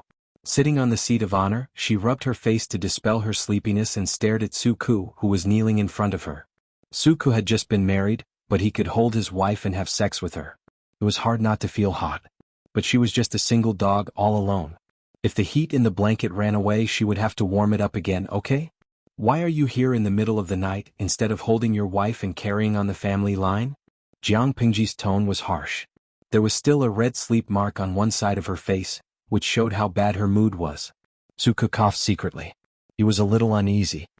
He only remembered that the matter was important, but he forgot that it was not a good time to disturb her. Most of them had fallen into a deep sleep, including Jiang Pingji. I have something important to tell you, Lang Jun. Please calm down a little. He was really afraid that Jiang Pingji would be in a fit of anger. After hearing about Sun Mei, she would add fuel to the fire and accidentally hurt her teammates. Say it. I'm very calm now. Jiang Pingji said with a long face. Her mood was obviously not as good as she said. Suku was speechless and thought for a while. This matter is related to my wife, Xuanmei. Please forgive her this time, considering that she has been by your side and carefully took care of you. If you are still angry after hearing this, you can blame it on me. I only hope that you can give her a chance to make up for her mistakes. Suku said solemnly. He told her everything Sun Mei had told him, no matter how big or small. It was not difficult to explain the matter clearly. The difficult part was how to avoid the important and dwell on the trivial, so as to remove Xuanmei from this matter. Fortunately, Xuanmei hadn't really done anything wrong yet. Confessing would actually result in a lighter sentence. However, Jiang Pingji's reaction was beyond Suku's expectation. Even if she didn't fly into a rage, she should have shown a gloomy and angry expression. After all, Sun Mei's actions had already constituted betrayal. I knew about this a long time ago, but I didn't expect Xuanmei to confess to you so soon. As soon as Jiang Pingji spoke, Suku's expression changed. She continued, Xuanmei is very tight-lipped and she's very defensive. As far as I know, you're the only one she's told. At first I thought she would keep it a secret until it was too late. If the news gets out, she'll be in an awkward situation. Xuanmei's act of betrayal could be called unjust and disloyal. As her husband, how could Suku not feel disgusted by such a woman? Not to mention that Xuanmei had betrayed the Lu residence. The Lu residence was indebted to Xuanmei and Suku. As a scholar, it was impossible for him to accept such a stain on his reputation. When did you know about it? Suku was dumbfounded. If Xuanmei hadn't taken the initiative to tell him, he wouldn't have noticed. Jiang Pingji smiled. There's no perfect plan in this world. Xuanmei and Takshu aren't professional spies, so they're not good at hiding. Some of their actions are different from usual. As long as you're careful, you'll notice. Suku was startled when he heard that. He seemed to be thinking about something. Xuanmei took the initiative to tell you about it, which also shows her position, Jiang Pingji said. She looked into Suku's eyes and said, Go back and comfort her lest she thinks too much. As for Takshu, we can't touch her for now, but I'll take her away. The Lu residence is usually heavily guarded, so the people in the dark won't dare to extend their claws in. Xuanmei is just an unimportant chess piece, so she won't be in danger. Suku sat on his knees with his hands clenched into fists. His expression was inexplicably complicated. You don't care about Xuanmei's mistakes? She didn't do any substantial harm and she's your wife. Why should I care about her mistakes? Jiang Pingji shook her head and said, in fact, when Xuanmei wanted to marry you, I didn't plan to settle the score. Suku was stunned and asked, why? She's a smart woman. I think she already realized that her future was uncertain, so she wanted to retreat and get out of the swamp. You said it yourself, she took care of me for many years, and our relationship is no less than that of a biological brother and sister. If that's the case, why would I kill her because of the harm that hasn't happened yet? I gave her a chance and fortunately Xuanmei didn't let me down. Suku was silent for a long time after hearing that. I don't support the marriage between you and Xuanmei. Do you know why? Jiang Pingji explained in detail, there are 2 reasons. First, you Su Xiaoyu are not an ordinary person. People's hearts change. If you become successful in the future, and Xuanmei is just an ordinary woman, I'm afraid she won't be able to keep you, and you'll end up as a resentful couple. Second, even if I forgive her, it'll always be a hidden danger if I don't say it out loud. Fortunately, Xuanmei took the initiative to confess, which left a great buffer for the contradiction. It could be said that she made up for her mistake. After a long time, Jiang Pingji added, I don't blame her. In fact, there was really nothing to blame. She yawned and said sleepily, if there's nothing else, go back and hug your wife. Don't disturb my sleep. Suka didn't know whether to laugh or cry. He thought the matter was serious, so he came here in the middle of the night, but he didn't expect to get such an outcome. Thanks you on behalf of my wife. Suku had reason to believe that the person in front of him had a rare breadth of mind. Are you done? Jiang Pingji supported her head with one hand, and sleepiness came over her. The couple was fighting and she, as a single dog, was disturbed from her sleep. She could only fight with her eyelids. Suku also knew how to read people's faces. He knew that Jiang Pingji was sleepy, so he bowed and left. Jiang Pingji took a deep breath and tried to keep her eyes open. She crawled back to the bed with her hands and feet, hugging the quilt and rolling to the inside of the bed. The world was big, but sleep was the most important. Anything else could wait until dawn. Suku carried the lantern back to his room. There was a lamp in the room and the orange candlelight warmed his heart. It settled. He took off his outer shirt and put it aside. He hugged Xuanmei's waist and sighed as he rested his head on her shoulder. It settled? So fast? Xuanmei waited anxiously, and her heart was anxious. Yes, Langjun is broad-minded. Ordinary people can't be compared to him. I've informed him about this, so it should be settled. Xuanmei lowered her eyelids, and her heart finally fell to the ground. We're leaving tomorrow? Suku whispered, but it's still early. My wife settled down.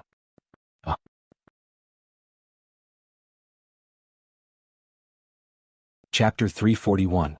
Although she had been disturbed by Suku once, Jiang Pingji's sleep quality had always been excellent. The sky had just turned bright. When the rooster crowed for the first time, Jiang Pingji woke up on time due to the call of her biological clock. The footsteps of the maids gradually sounded outside the bedroom. With the help of the maids, Jiang Pingji washed her face with warm water to wash away the sleepiness on her face. She became energetic. After washing up, the maids served the food on the table. Not to mention the taste of the breakfast, at least it looked good. It was arranged delicately and beautifully like a work of art. One would have an appetite just by looking at it. However, that morning was not so peaceful. Something disgusting had just happened. Just as Jiang Pingji started the streaming on time and was halfway through her breakfast, Taksha came over to report that her stepsister wanted to see her again. TSK, that dowry list can't even seal her mouth. Jiang Pingji clicked her tongue in displeasure. Her tone was full of sarcasm. She did not hide her malice towards her stepsister. Let her in. She came to look for me before finishing her breakfast. She must be hungry. She's a delicate, noble girl. How can she endure the pain of hunger? If outsiders were to see it, who knows what they would say about this brother of mine, saying that he treated her unfairly. Taksha smiled and echoed, Langjun treats his servants so gently. Why would he treat his stepsister harshly? I'll call the second Yangzi now. Jiang Pingji did not comment. Her expression was still indifferent. Not long after, Jiang Pingji and the audience in the streaming room clearly heard a series of heavy footsteps full of anger approaching. With a swoosh, the hall door was opened. A gust of cold wind rushed in impatiently. Brother Shi, what do you mean by this? Her stepsister sat directly in front of Jiang Pingji. Her eyes were wide open in anger. Her childish face looked a little more ferocious because of her anger. The streaming camera mischievously gave a close-up of her stepsister's face. Her dark nostrils opened and closed, and her heavy breathing was rapid. Many of the audience were shocked. They suddenly felt that the streamer's stepsister was not cute anymore. Jiang Pingji glanced at the bullet screen on the virtual screen. There were many comments like, "Scared the baby to death. His nostrils are so big," and a sudden close-up shot scared the baby so much that his sleepiness flew away. She saw them, but the corners of her lips did not curl up. She just lifted her eyelids lazily. "Sister, what do you mean?" Jiang Pingji coldly stared into his eyes and asked word by word, "It's early in the morning and you didn't even tidy up your makeup. You came here without makeup to disturb your brother. Is this the self-restraint that a woman of the Liu family should have?" His stepsister was choked by these words. Her heated brain cleared up a little, but her expression was still that of anger. "I should be the one asking brother she." His stepsister twisted her handkerchief with hatred. Her eyes were bloodshot and she said with a sorrowful expression, "I've finally married into the royal family. It's fine if brother she doesn't think of a way to help me, but why are you deliberately making things difficult for me?" These words were very harsh. Which of the viewers in the live streaming room were not veterans who had read countless books on palace and house fights? A little daughter of a mistress talking to her brother like that was obviously asking for a beating. Sanyan Bubao, that's too much. I originally thought this loli was very cute, but now I see that she has the potential to be a vicious woman. How did the streamer do her wrong? How dare she point at her nose and criticize her like that? Who does she think she is? Nianku Sanson, actually she's not wrong. The streamer does have bad intentions. But from the looks of it, all the streamer's arrangements are for her own good. Others can't find fault with her at all. I remember that in ancient times the status of a mistress's daughter was very low. Not to mention sending her off with a dowry of 10 miles, it was already good enough that she was not sent off for a political marriage to seek benefits. She married a prince and gave him so much dowry but she was still criticized. Kojiao Shaozhamian, don't quarrel first. Listen to her reason. Jiang Pingji agreed with the viewer's opinion very much. She asked her stepsister coldly, "Deliberately making things difficult for me? Do you mean that the dowry is not rich enough, or that the husband's family is not prominent enough, or that the wedding dress is not exquisite and perfect enough?" Jiang Pingji made her stepsister swallow her words with a few words. She immediately sneered, "Remember your identity. A mistress's daughter of the Liu residence is not that valuable." Her stepsister's face instantly turned pale. The handkerchief in her hand made a tearing sound and broke into 2 pieces. She took a deep breath and calmed herself down. She was not married yet. Indeed, she should not fall out with her brother. But when she thought of the news she had just learned, she suddenly felt wronged. She bit her lower lip and said sadly, "Brother Shi, you should know that once you enter the palace, you are as deep as the sea. Most of the women in the world are pitiful. Why do you still want to poke at me? I know that father and brother Shi are my reliance in the royal family. But if I want to have a firm foothold, children and the prince's love are indispensable. If I can be the first to give birth to a royal grandson, won't brother Shi be honored too?" And then? Jiang Pingji listened patiently for a long time, but the other party was still dawdling and could not get to the point. This made Jiang Pingji very unhappy. However, the viewers in the streaming room reacted and reminded Jiang Pingji. "Kazagio Chifan, damn, I understand. Is she complaining about the bride that the streamer arranged for her?" When the bullet screen was posted, many viewers came back to their senses. They could not help but think of Hui Jun, who had a beauty that could captivate even the birds and beasts. If that was the case, they could understand. Any legal wife would feel uneasy if they had such a stunning woman in their dowry. Who knew if the groom's soul would be taken away by the bride on the wedding night, leaving the proper bride alone in the room? For women in ancient times, it was not an honorable thing to return the bride intact. As expected, the stepdaughter mentioned Huijun. "If brother Shi is really doing this for my own good, why did you arrange for that vixen called Huijun?" Jiang Pingji asked in return, "If you didn't prepare such a beautiful woman, would you have arranged for a woman with no face to be your dowry?" "Sister, I don't want to nag you, but you are only 12 years old. I know Wuma Jun well. You would rather not eat meat for 3 days than to go without a woman for 1 day. How can you fight for favor with such a man and establish yourself in the backyard?" Father specially selected Hui Jun and carefully prepared her. Before you reach the age of 15, she can totally win over Wuma Jun. When you really grow up, can Hui Jun still monopolize your husband's favor and not return it? Her stepsister's expression was like a broken palette. There were all kinds of colors. It was truly a riot of colors. Seeing this, Jiang Pingji added another stab. Father wrote to you before and asked me to tell you that a woman's body is delicate. Childbirth is too damaging to the foundation. I am still young, so there is no hurry to pass on the heirs. It is not too late to consider it when you are 17 or 18. Her stepsister's face darkened when she heard this. She understood that there was no turning back for Huijun. What was more disgusting was that she could not be chased away or even treated harshly. Chapter 342. Right now, she was only a daughter born of a concubine. If she openly went against the Lu residents, her future husband, Wuma Jun, might not treat her well if he was slightly more powerful. Thinking of Huijun, who had a beauty that could captivate even the birds, and then thinking of the fragrance that lingered around her body, that noble and charming temperament, even she, as a woman, could not help but be tempted, let alone her future husband. She recalled Jiang Pingji's comment about Wuma Jun, "I'd rather not eat meat for 3 days than go without a woman for 1 day." She felt indignant and jealous. Just wait and see. The concubine's daughter endured her grievances and returned to her own courtyard. She immediately saw her mother's silent expression and immediately became angry. Scram! What a good-for-nothing. The concubine's daughter lifted her leg and kicked away the birth mother, who was cleaning up the dowry. She was not young, but she was very strong. She kicked her in the chest and even tried to kill her. The surrounding maids were angry but did not dare to say anything. They all lowered their heads for fear of angering this concubine's daughter, who had a vicious and unpredictable temperament. The Lu family was very strict. The servants in the backyard did not dare to abuse the Longjuan's wife. However, the concubine's daughter felt that she was being neglected. She was very disgusted with the maids who served around her. Ever since she had received the decree to marry into the royal family, her neck had grown several times longer. The woman who was kicked clutched her chest and stood up. She looked at her nominal daughter, with a strange expression. "If it weren't for the fact that you didn't fight for favor, my position in the residence wouldn't be so awkward."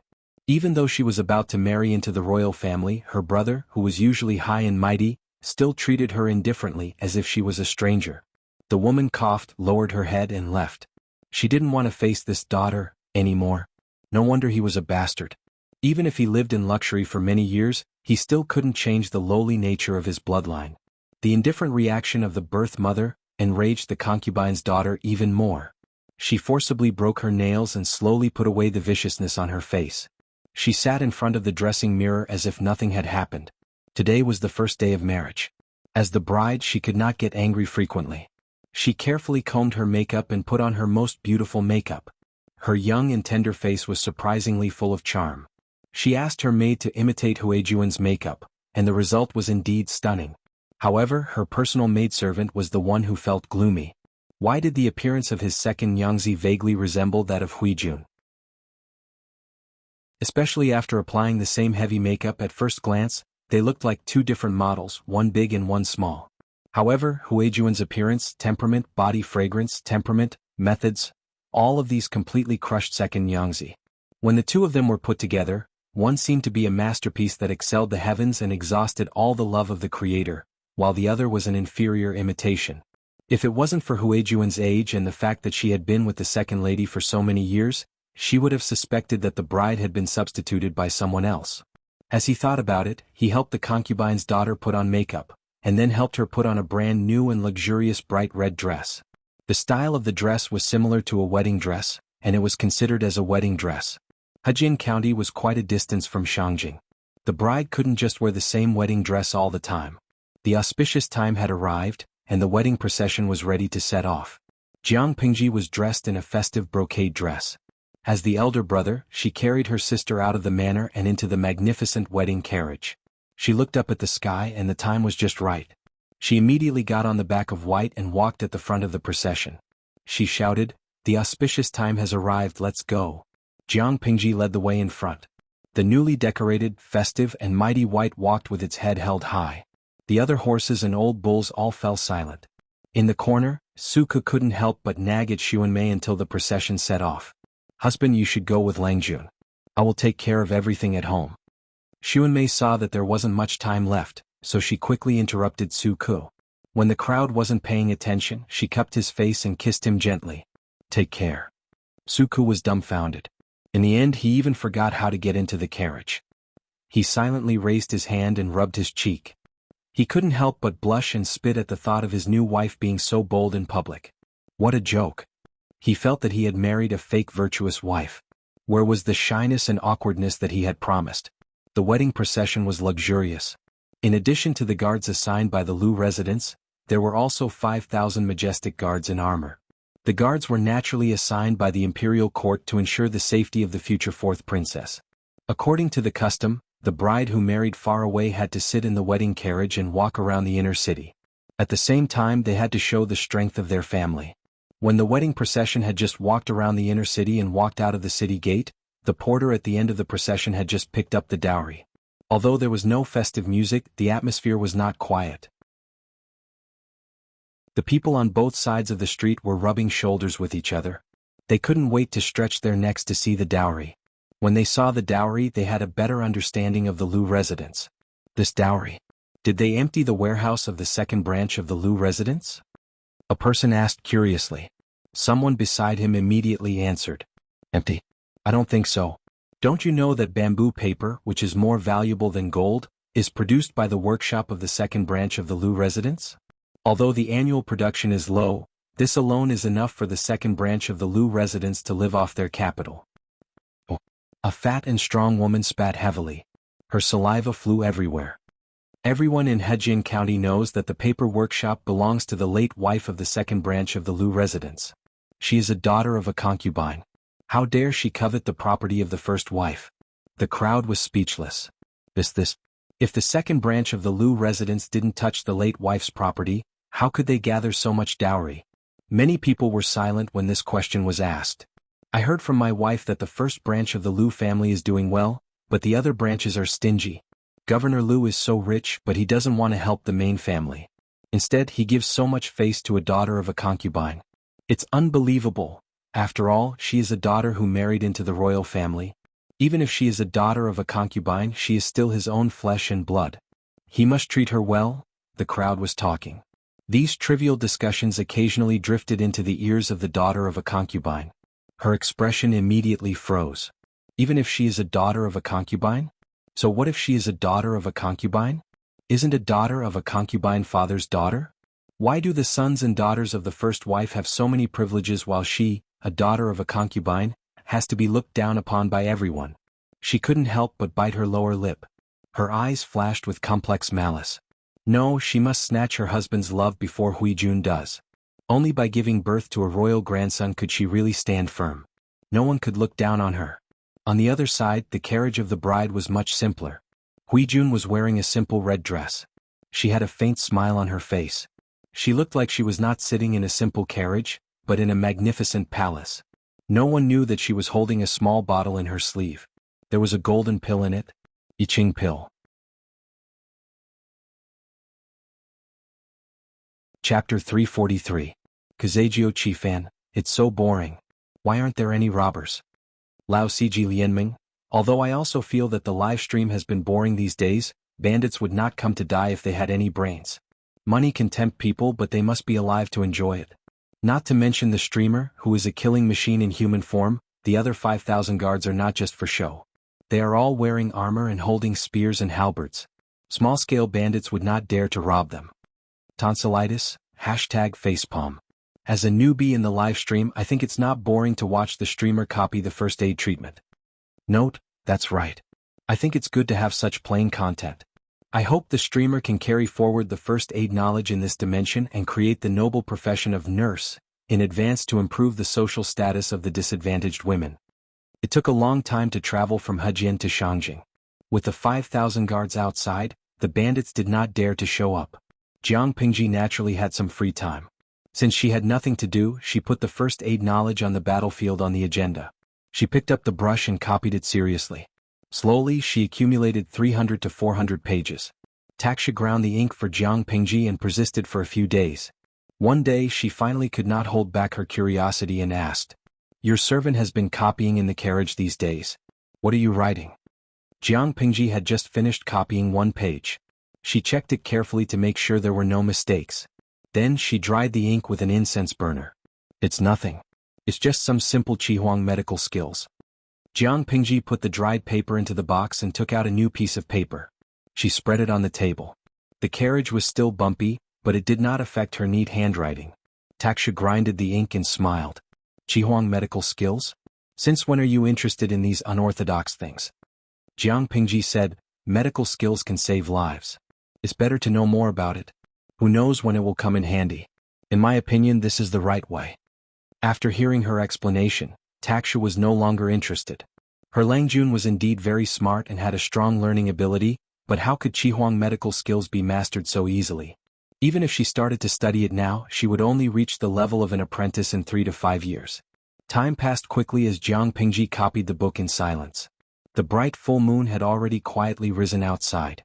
Everyone stopped their journey and started a fire to cook. Taksha covered her mouth with her hand and yawned sleepily.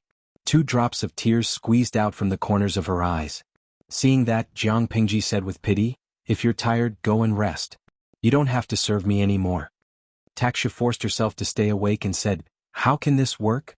If I go down to rest, who will grind for you? Jiang Pingji smiled slyly. Don't forget that your Langjun has a page boy. Grinding is his job, let him take over from you. Outside, Suka sneezed. Taksha was not pretentious. She was really sleepy at that moment. When she was grinding just now, her head was nodding and she almost fell asleep. Then I won't refuse. I'll go and call Su Langjun over. Jiang Pingji said, don't forget to bring a box of ink ingots over. The ink ingots here have been used up. I don't think we'll have enough to copy tonight. All right. Not long after Taksha left, Suka carried a box of ink ingots into the carriage. He lifted the curtain and saw Jiang Pingji, whom he had not seen for a few days. As soon as he got into the carriage, he teased her with a smile.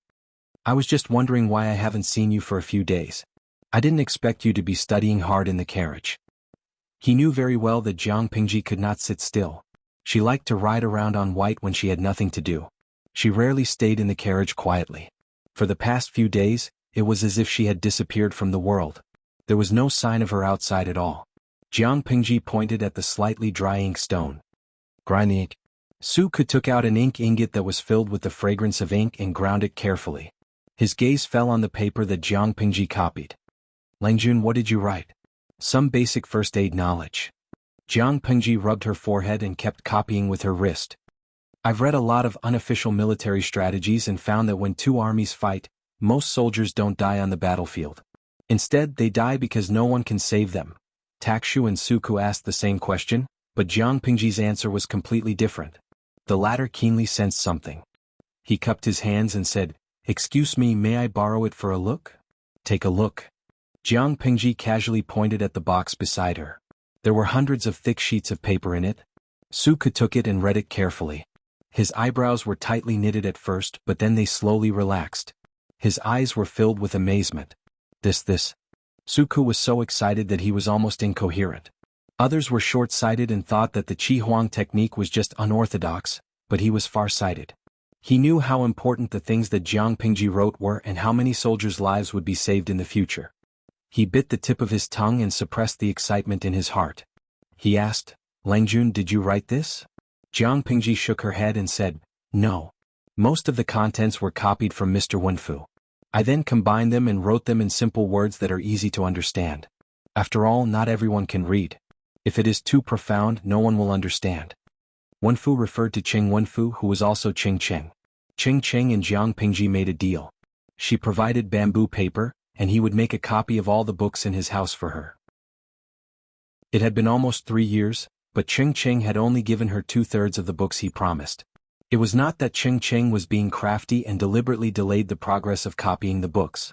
It was just that there were too many books in his house. He could not improve the efficiency of copying them by himself. Jiang Pingji pushed the knowledge to Qing Cheng's house. Suka did not doubt her. I plan to let the female troops learn first aid. Women have always been more meticulous than men, so they will have an advantage in learning. Suku pondered and said, Langjuan's plan is not bad. Even if the female troops can't kill enemies on the battlefield, they can save the lives of seriously injured soldiers. They can still make great contributions. But I still have some worries in my heart. What are you worried about? Suku said, medicine is different from other things. It concerns human lives. If you insist on letting the female troops learn, it is best to hire a doctor with high medical ethics and skills to teach them. If they learn by themselves, I am worried that accidents will happen. Jiang Pingji nodded. Your worries are not unreasonable. I have the same plan. I will look for candidates when we arrive in Shangjing. The medical standards in ancient times were very low, but there were many talented people. They could be found if they searched carefully. Chapter 344. Chongzhou, Shangyu County, Kanglin County. This place was adjacent to the northern border. The grain output of the north borderline was extremely low.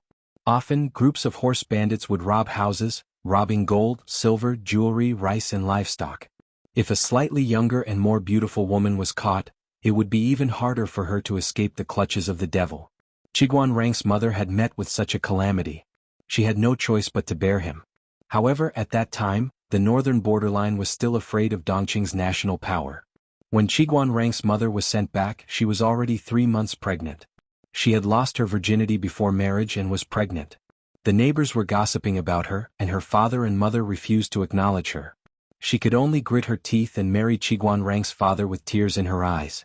After that, they settled in Shangyu County. This was a thing that happened more than 20 years ago. It was also the norm at that time. Therefore, there were many people like Qiguan Rang.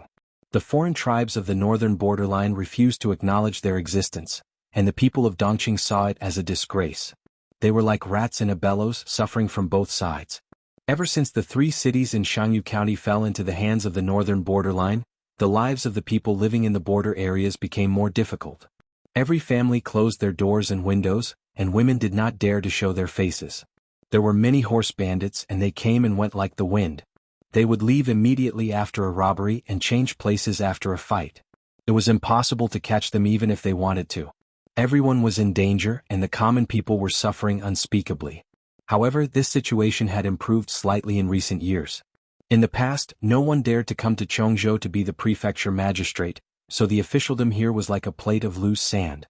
The officials, big and small, pretended to be deaf to the grievances of the people. A few years ago, County Chief Lu Shi was promoted to Chongzhou's magistrate. The people finally had a backbone. After Lu Shi took office, he put in a lot of effort to eliminate the horse bandits. Originally, he wanted to do it step by step, but after asking for Jiang Pingji's opinion, he changed his mind. A bitch will be bitched by others. The northern borderline is shameless, so why should we give them face? Jiang Pingji replied to Lu Shi's letter with a sneer. I don't believe that these horse bandits are really horse bandits. How can ordinary horse bandits get so many high-quality horses? How could an ordinary bandit be so capable of figuring out the terrain and routes so clearly? Even if there were wild highwaymen, most of them were domesticated. If they commit a crime and get caught, it's better to say that it was done by the horse bandits than by the northern borderline army. On the contrary, killing the horse bandits was a better crime than killing the soldiers of the northern borderline. The 3 tribes of the northern borderline did not have the face to plead for the horse bandits. After careful consideration, Lu Shi accepted Jiang Pingji's suggestion. Kill. If he caught one, he would kill one. If he caught a pair, he would kill a pair. Once the horse bandits were caught, they would be killed regardless of their crimes. All the prefectures and counties had posted official announcements, asking the commoners to immediately report any traces of horse bandits. If the report was true, there would be a handsome reward.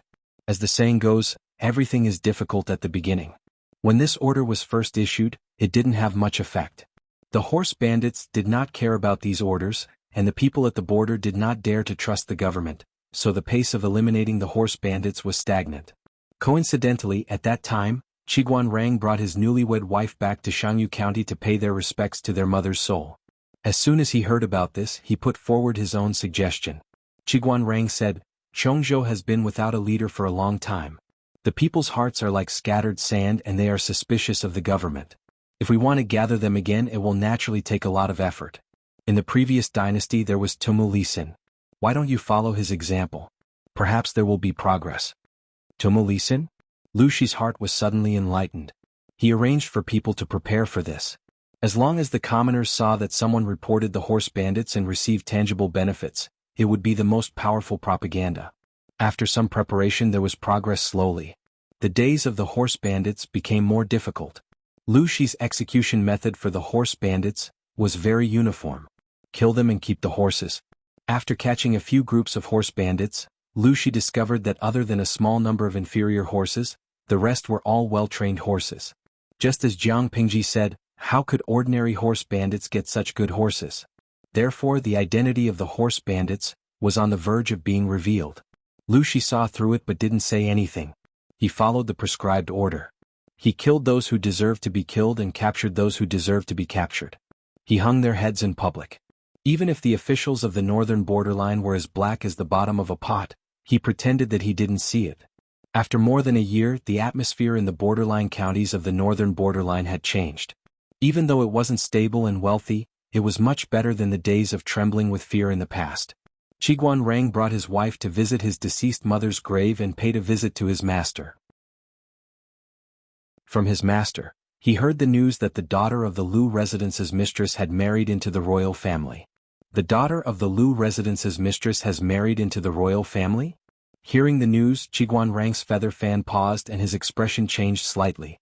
He had started to grow a beard. Coupled with his gloomy appearance, he looked older than his actual age. Qiguan Rang's master nodded and said, "Some people mentioned this happy event a few days ago.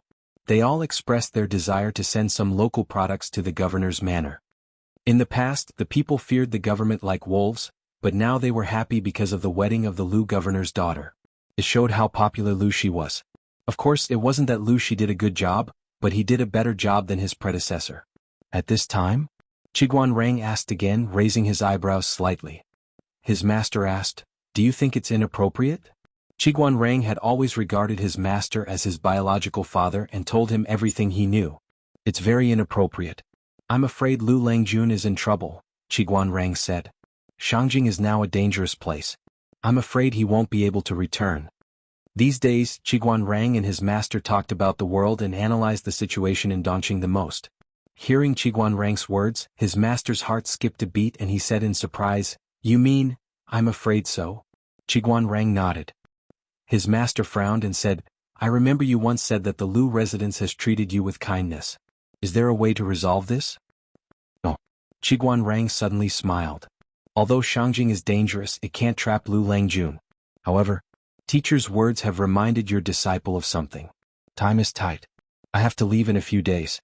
I can't be filial by your side." "What is it?" Qiguan Rang's master asked casually. Qiguan Rang said, "I promised someone to help him when he needed it the most. Now the time is coming." Time? The day Shangjing falls is the day the time comes. 2 flowers bloomed, one on each side. With the protection of 5,000 guards, the wedding procession sent the bride to Shangjing in peace. After so many years, this place is still so lively and prosperous. So many years have passed but nothing has changed. She seemed to be lamenting, but in fact she was talking to the audience in the live broadcast room. "Tudu Feiqiu, I suddenly remembered my hometown. I went out to study in my 4th year of university.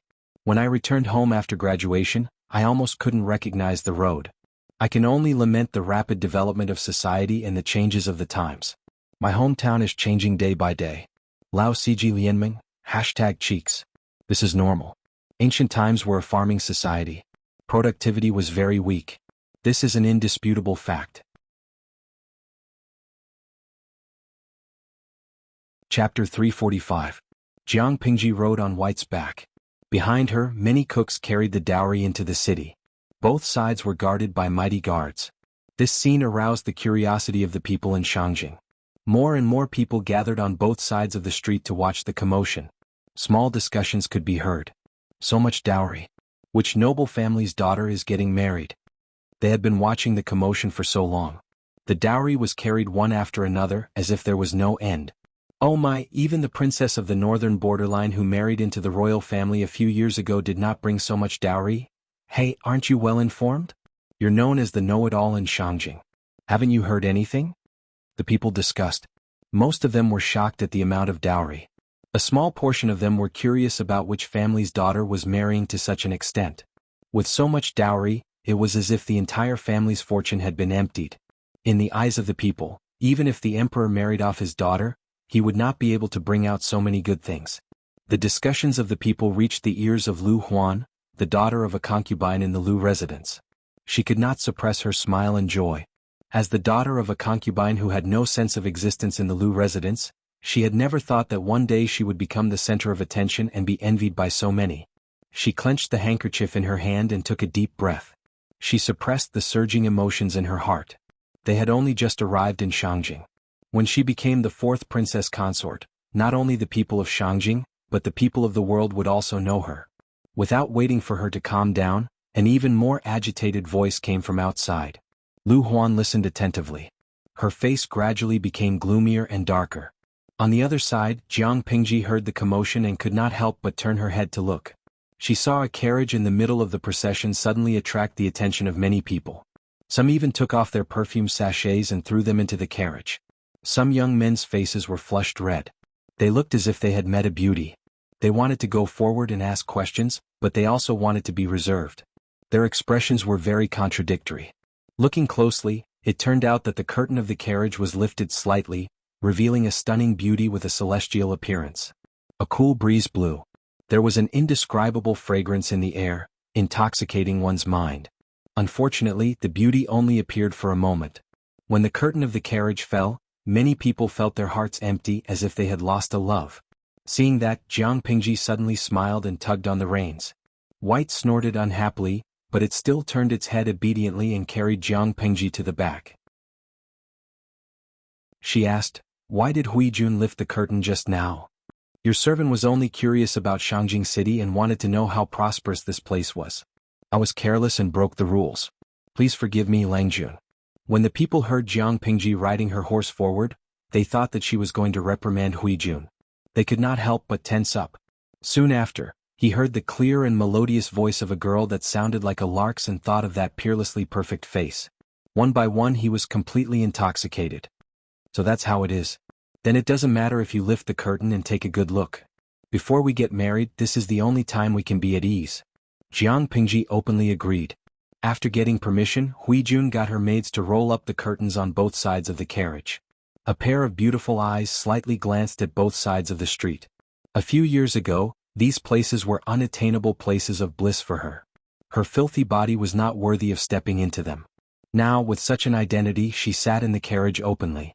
The people who passed by sighed in admiration because of her appearance. Because of Huijun's actions, the originally orderly people suddenly became chaotic. There were even more enthusiastic people who chased after the carriage and threw perfume sachets. "Oh my, is this what a newlywed looks like? She's really peerless in the world. I can't forget her after one look. Even a fairy's daughter is nothing more than this." As soon as these words came out, someone immediately retorted. That person knew more about the rules. "Looking at her, she's definitely not a newlywed. The carriage in front is bigger and more luxurious than this one. The person sitting inside is the real one. Not a newlywed? Then who could it be? She should be the accompanying bride, right? I heard from the scholar at the entrance of the village that all rich and powerful families have this kind of stupid rule. They prepare a few maids for their daughters and send them all to serve their son-in-law. They say it's some kind of spoiling. Don't you think this is a shame? How can there be people who cheat their daughters like this? But why are they called rich and powerful?" When the surrounding people heard this, they immediately revealed expressions of disbelief. TSK accompanying bride. Then this son-in-law is really rich. Marrying a woman and getting 4 to 5 bed-warming maids? This accompanying bride is so beautiful. Aren't they afraid that she will steal the son-in-law's soul? Who knows, maybe their daughter is even more beautiful. As soon as these words came out, an unscrupulous hooligan suddenly chuckled, revealing a trace of a wretched smile. "From what I see, this family probably has a grudge against the son-in-law. The daughter is already beautiful, and the accompanying bride is also like a fairy's daughter. If this son-in-law sees them, how can his legs walk? He won't want to lie on them all day long and refuse to come down. After a long time, who can stand it? TSK, I guess after a few months of indulgence, he'll definitely be squeezed dry by these women." The married woman blushed when she heard these filthy words.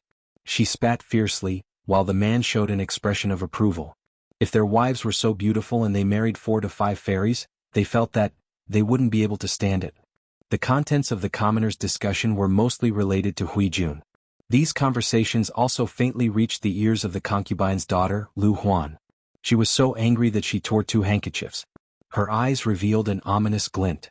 Her entire face was distorted due to anger and jealousy. She looked repulsive like a yaksha. It was hard to imagine that this was actually an innocent 12-year-old girl. 10 li of red makeup was famous in Shangjing. On this day, 2 pieces of news spread throughout Shangjing as if they had grown wings. First, the future fourth princess consort had an extraordinary status. 10 li of red makeup crushed the second princess consort. That was the princess of the northern borderline. Second, the accompanying bride was extremely beautiful. Many young scholars saw her and fell in love with her at first sight. Since then they couldn't sleep at night. In addition, someone found out that Hui Jun was the accompanying bride of the Lu residence's concubine's daughter. He hurriedly ordered a servant to send a greeting card. No matter how expensive the Lu residence's ransom was, as long as they could take Hui Jun as a concubine, they would definitely cherish her and treat her like a treasure. To put it bluntly, the accompanying bride was a maid who warmed the bed and helped the master solidify his favor. As long as the master was unwilling to relent, she would never have a proper title for the rest of her life. Wouldn't being a concubine be better than this? Some were smarter. They directly used scented floral paper to write poems about their love, in order to probe Hui Jun's opinion. Whether it was the former or the latter, Hui Jun politely rejected them. It was regrettable, but they couldn't bring themselves to hate her. Seeing this, Jiang Pingji couldn't help but sigh with emotion. Chapter 346. The Lu residence had its own property and mansion in Shangjing. The wedding procession stopped there. Lu Huan, the concubine's daughter, was also preparing to get married from there. Arranging the dowry, tidying up the mansion, arranging the servants. Jiang Pingji's time was almost completely occupied by the tedious tasks. When she finally had some free time, it was already 2 days later. Jiang Pingji was a person who could not sit still. She would not be able to sit still if she stayed at home all day reading and writing. Not to mention her, the audience in the live broadcast room could not watch such boring content every day, so they all begged for a change of map. Jiang Pingji was moved by the audience's suggestions. She remembered that the last time she was there was 2 or 3 years ago. At that time it was late autumn and early winter. There was nothing much to see in the surroundings. Moreover, the schedule was rushed, so Jiang Pingji did not have much time to stroll around Shangjing. She felt rather regretful. Now that he had free time, he might as well enjoy himself for a few days. He might not have such a good opportunity in the future. As the saying goes, it's better to be happy together than to be happy alone. She simply called Su Ku, who was also bored, and the two of them teamed up to go out. Su Ku had a helpless look on his face. He couldn't help but tease, "Lang Jun, you move your mouth but your subordinates run around until their legs break. You are free and don't have to worry about anything, but I still have a lot of chores to deal with. It's better for you to enjoy yourself." Jiang Pingji raised her eyebrows. "The things that should be done have been done. What else do you have on hand?" Su Ku shook his head. There were some things that Lang Jun didn't remember, but as his right-hand man he had to be considerate and considerate. "Have you forgotten, Lang Jun? Master has many good friends in Shangjing. Some of them are friends in the officialdom and some are close friends in private. As Master's son, it's rare for you to come here. Naturally, I have to prepare a meager gift and send a visiting card to each of them." Although he might not meet Jiang Pingji, the necessary etiquette could not be neglected. How could Jiang Pingji know who Lu Shi's friends were in the government, or who he befriended in private? She didn't even know who he gave his New Year's gifts to. After all, those were things that only the legal wife or the head housekeeper could handle. Although Su Ku was not the housekeeper, Jiang Pingji did not bring anyone with her this time, so the task of socializing was thrown to him. Jiang Pingji thought about it and felt a little guilty. Is this very troublesome? Su Ku said, "Every family has its own taboo and gift-giving is also a particular art. Give more to those who are close to you and you also need to put in a lot of effort to prepare the gifts.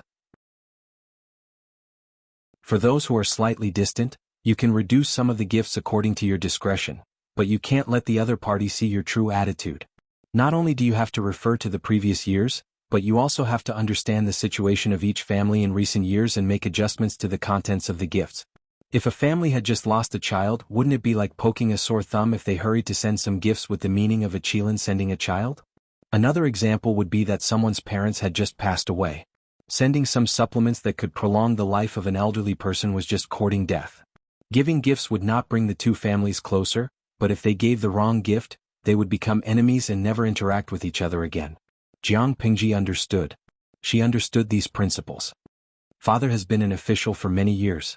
Although he doesn't have friends all over the world, he definitely has a lot of friends. It seems that this is indeed a big project. Fortunately, she had pulled Su Ku over. Otherwise, she would definitely have a headache if this matter was left in her hands. Seeing Jiang Pingji's frightened expression, Su Ku smiled and casually said, "In another 2 years, Lang Jun should be at the age to get married and start a career. When that time comes, you will marry a virtuous and capable mistress. Someone will take care of these trivial matters for you. Jiang Pingji listened and did not say a word. Marrying a virtuous and capable mistress was a little difficult for Su Ku to achieve. Su Ku was going to be disappointed. The audience in the streaming room burst into laughter. Lao Siji Lianming, my heart aches for young Su Ku. The streamer may marry a male mistress in the future. Kaiteng Daffin Auntie, haha, actually I don't mind the streamer marrying a female mistress of a normal gender. Jugu Chitsi, am I the only one who feels sorry for young Su Ku?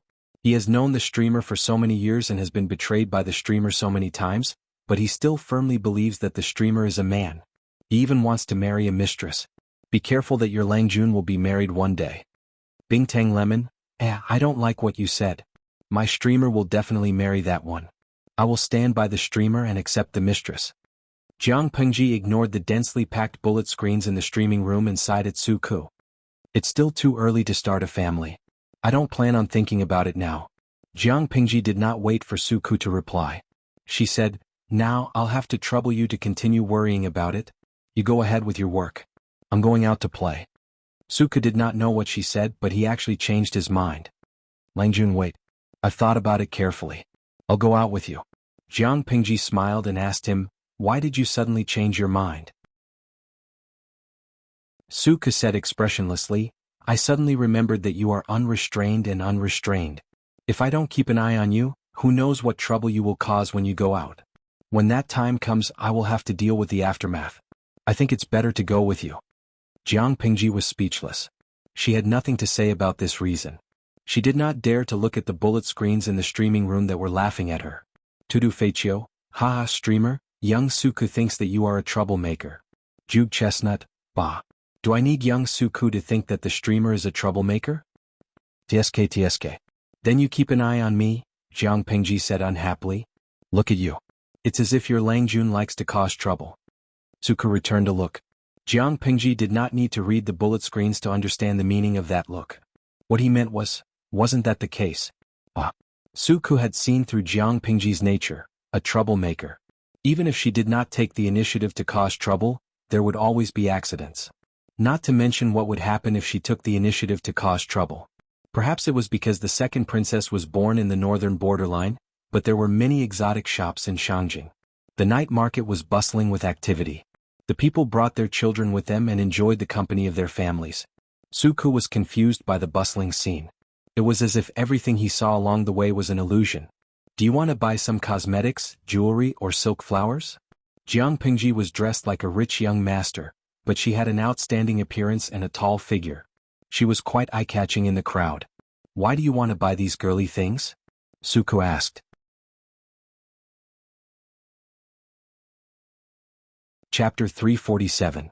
Su Ku was speechless as if he really hadn't thought about it. He wanted to say that it was how it was between a husband and wife, but he couldn't bring himself to say it. Did you not bring any money with you and you confiscated it? Jiang Pingji asked. Of course I brought it. Su Ku subconsciously touched the money pouch on his waist and asked, why did I have to confiscate it? Jiang Pingji didn't explain. Instead she said, when I was in Langi I met a woodcutter. He chopped firewood for 15 days a month, and the rest of the time he peddled the pancake stall his wife made for him on the street. I chatted with him for a while, and after our conversation, I realized that he actually thought that the biggest amount of money was copper coins. Su Ku was suspicious and didn't understand. It's hard for ordinary people to make a living.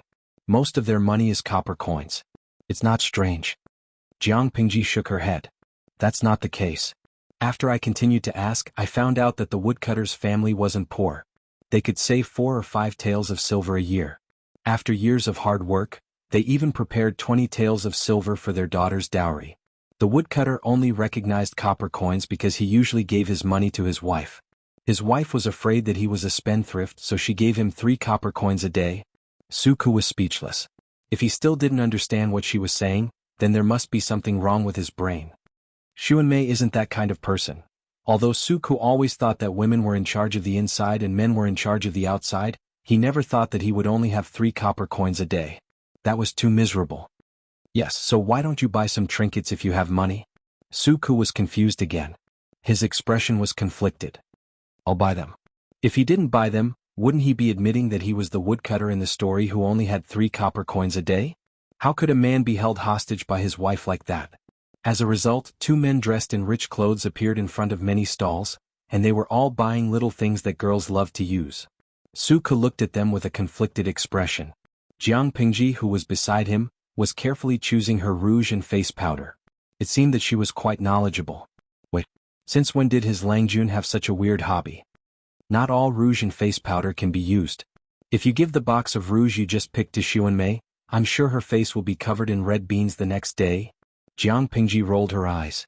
If it's more serious, you might have to find a new wife. Xuanmei had some allergies. The color of the rouge that Suku picked looked good, but it contained allergens that Ku was allergic to. At first, Suku didn't think much of it, but after listening to the latter part of the conversation, he quickly put the box back. Langjun, he said of it.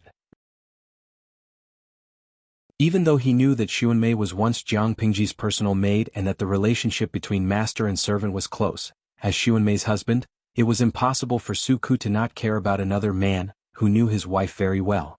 Well, when I was young I was always sick and had to drink medicine to recuperate. I had to think of ways to please them. Jiang Pingji heard the jealousy in Suku's words. Jiang Pingji could hear the jealousy in Suku's words, but she pretended not to understand and explained in a roundabout way. After all, they were newlyweds and she could not make things difficult for them. However, there was one time when I almost made a big mistake. I gave the wrong gift. Later I found out that Xuanmei couldn't touch that kind of thing. Since then I've remembered it. When Suku heard this, the grudge in his heart disappeared. Instead he became a little more interested. Learning about Xuanmei from Jiang Pingji felt like he was trying to please his brother-in-law and understand his wife's past. I don't know about it. I've never heard Xuanmei talk about it. Suku paused. He didn't know much about Xuanmei's past. They knew each other before marriage, but they didn't know much about each other. If he wanted his marriage to last, he had to know more about her in the future. At least he couldn't make a mistake like giving the wrong gift. Jiang Pingji said, "There's plenty of time in the future." Her conversation with Suku was presented to the audience in the streaming room. Many of them vaguely understood her intention. Tudu Feichio, #propping chin. It's been a few years, but I still think the streamer is very gentle. Xuanmei and Suku weren't married blindly, but they knew very little about each other. Plus, they didn't spend much time together, so there were many hidden dangers. Even a loving couple couldn't stand such torture. The streamer was slowly guiding Suku to understand Xuanmei. She avoided a lot of problems. I have a pair of skateboarding shoes. She's gentle, but don't you think it's inappropriate for a woman to interact with a newlywed man for a long time? Xuanmei knows the streamer's gender. Wouldn't she mind? The bullet screen was vague, but anyone who understood could understand what she was talking about. She was worried that the streamer would become the third party in their marriage. Bingtang Lemon, please. The streamer is young Suku's master now. Their relationship is that of a superior and subordinate. I've never heard that a female superior can't talk to a married male subordinate. If that's the case, I might as well not hire married male subordinates in the future. The streamer was still a man to the public. They didn't say anything ambiguous. It felt like they were normal friends. She had a lot to worry about. No matter what the audience in the streaming room thought, Suku, a smart man, gradually understood Jiang Pingji's good intentions. The master and the servant chatted on and off. They talked about both business and personal matters. Only a few of them were related to Xuanmei. Most of them were trivial matters. Before they knew it, they had walked through more than half of the night market. Suku's legs were sore from walking. Seeing that he looked weak, Jiang Pingji pointed to the tea house next to her. "Why don't you go upstairs and rest?" Suku didn't force her. He nodded. However, if he knew what would happen if he went upstairs, he wouldn't go upstairs even if he had to walk until his legs broke. Instead of calling it a tea house, it was more like an elegant place frequented by literati. As soon as they walked into the hall, the air was filled with a fragrant aroma.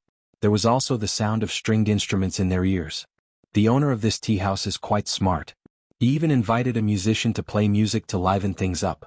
It looks quite elegant. Jiang Pingji looked around and found that there were paintings and calligraphy hanging on the doors of the private rooms. They were of different levels, but they looked quite interesting when placed together.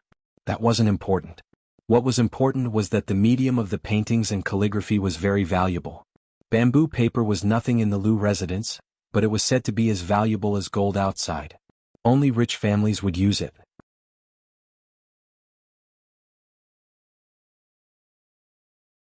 Chapter 348. A tea house was naturally a place for drinking tea. All the tea houses in the world were basically the same. If one wanted to stand out from the others, he had to have his own unique style. The tea house in front of him was undoubtedly the leader of the same industry. After the development of diversified projects, people could not only drink tea, but they could also watch beautiful dancers and taste high-quality wine. When the literati were in a good mood, they could also write in the hall, show off their calligraphy or show off their painting skills.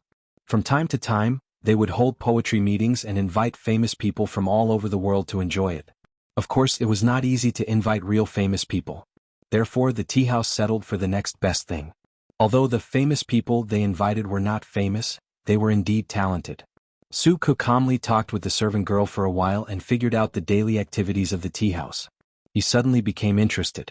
Whether the tea house is boasting or putting on a show, the brush, ink, paper and inkstone they provide are all of high quality. Jiang Pingji and Suku picked a quiet room and sat opposite each other. The tea stove was already emitting a fragrance. The room was clean and tidy. There were paintings of high quality hanging on the wall, and most of the people who signed them were of high status. This alone is enough to attract many talented scholars.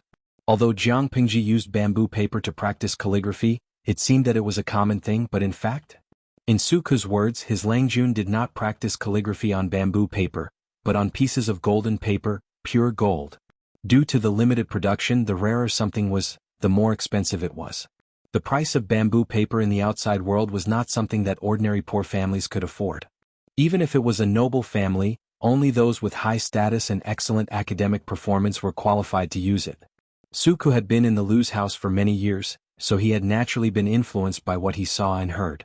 The ink provided by the tea house was the best Ming ink from Zhangzhou. The brush used was also an extremely expensive brush. As for the paper, Hejian bamboo paper was famous in the 9 prefectures, and its price was as high as its reputation. As for the inkstone, it was still the best of the best. Brush, ink, paper and inkstone were gathered together. How could ordinary people provide them? Let alone a tea house? I wonder who's behind this tea house. If it was in the past, Suku would definitely be attracted by this kind of extravagance. Bamboo paper was the dream of many scholars, but now, his monthly allowance was an entire knife of bamboo paper, so he didn't care about this. This tea house doesn't look like a place for drinking tea. Let's not talk about other things, just the value of that brush, ink, paper and inkstone. At this point, Suku shook his head. How was this drinking tea at a small price? It was clearly drinking gold and silver. That's why I said that the rich man behind them either has a hole in his brain, or he's rich and overbearing, or he's ambitious. Jiang Pingji smiled as she concocted a cup of tea for herself. After drinking it for so many years, she was used to adding various spices to her tea. Xiaoyu, what do you think it is? Suku said, Langjun, you've underestimated me with this question. No matter how the times change, the nature of the merchants in the world will never change. All the hustle and bustle in the world is for profit, and all the hustle and bustle in the world is for profit. Since they were willing to put in so much effort and invest so much money, they naturally had something in mind, and it was something big. It's just that I don't know which royal relative this owner is. If he wasn't a royal relative or an important minister, who had the qualifications to open a tea house in the best area of Shangjing. Even if he was qualified to open a tea house, the number of people who had the financial resources to keep the tea house running could be counted on one's fingers. After a while, the two of them thought of the same goal. They looked at each other and smiled. Jiang Pingji said, I took a look at the hall downstairs just now. Some of the paintings and calligraphy works hanging on the ceiling have a prominent background, while others are unknown or have the advantage of having a surname based on their ancestors' reputation. The few types of people that Jiang Pingji mentioned were nothing more than 2 types, the aristocratic families and the commoners. The proportion of the former was not large, while the proportion of the latter was quite high. The aristocratic families relied on their fathers and ancestors, and they could easily rise to the top. Even if they were lonely, they would still be respected and admired by the people. Most of them came to the tea house to have fun and relax. Even if they left their brush and ink, it was only on a whim. The commoners were different. There were too few opportunities for them to stand out, and the tea house provided a rather good platform. Even if they could not make a name for themselves, leaving behind their best brush and ink to compete with others would make them feel happy. Jiang Pengji took a look around and vaguely discovered the plan behind the tea house. If I'm not mistaken, it should be Prince Changshu, Suku said calmly. I guess it's him too. When the assessment was near, he invited all the scholars to participate in the poetry gathering. He also generously lent the hot spring house under his name to entertain the scholars for free. His intention to rope them in was obvious. Jiang Pingji snorted. His fief Zhangzhou is rich in resources and the people are rich. The aristocratic families that support him are also rich. Spending some money to build a small tea house is just a drop in the bucket for him. The tea house gave the vast number of scholars a fair platform to display their talents. Regardless of whether they were from an aristocratic family or a commoner, they could enjoy the brush, ink, paper and inkstones here. No matter what kind of schemes they had in mind, at the very least, he had indeed provided them with tangible benefits. Even if he couldn't get a student with astonishing talent and potential, he had still earned a good impression from the young scholars. If his luck was off the charts and he managed to get one of them, then he would have made a huge profit. In the current era where communication technology was extremely backward, a strategist who could determine the outcome of a battle was comparable to thousands of troops and horses. No one was a fool. Prince Changsho was naturally willing to do such a profitable business. Of course, that was what Jiang Pingji and Suku could see. As for whether other ordinary people could see it, it was unknown. When the servant girl brought the tea ingredients over, Jiang Pingji asked nonchalantly. The tea house was indeed a property under Prince Changsho's name. Seeing that, she could only secretly shake her head. Prince Changsho's ambition was so obvious. The one in Shangyang Palace was still living a befuddled life, wishing that he could die in a pile of women. The difference between brothers was so obvious. They must not have been born from the same womb. Jiang Pingji took a sip of tea. The taste was memorable. It's really good tea. I hope the tea is not expensive. Otherwise, I can only pawn you here and find a chance to escape. While drinking, she suddenly sighed with emotion. Suku almost choked on the tea in his mouth. She was about to tease Suku, but the tip of her ear twitched. She hurriedly put down the teacup and signaled Suku to stop coughing with her eyes. He could only cover his mouth with difficulty. He choked until the corners of his eyes turned red and there were pitiful physiological tears. What's wrong? After a long while he recovered and asked Jiang Pingji what happened. Jiang Pingji said calmly, "There's movement next door."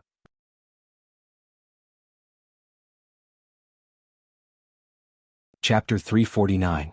He was even more convinced that it was not trouble that came to his Langjun, but that he was a troublemaker.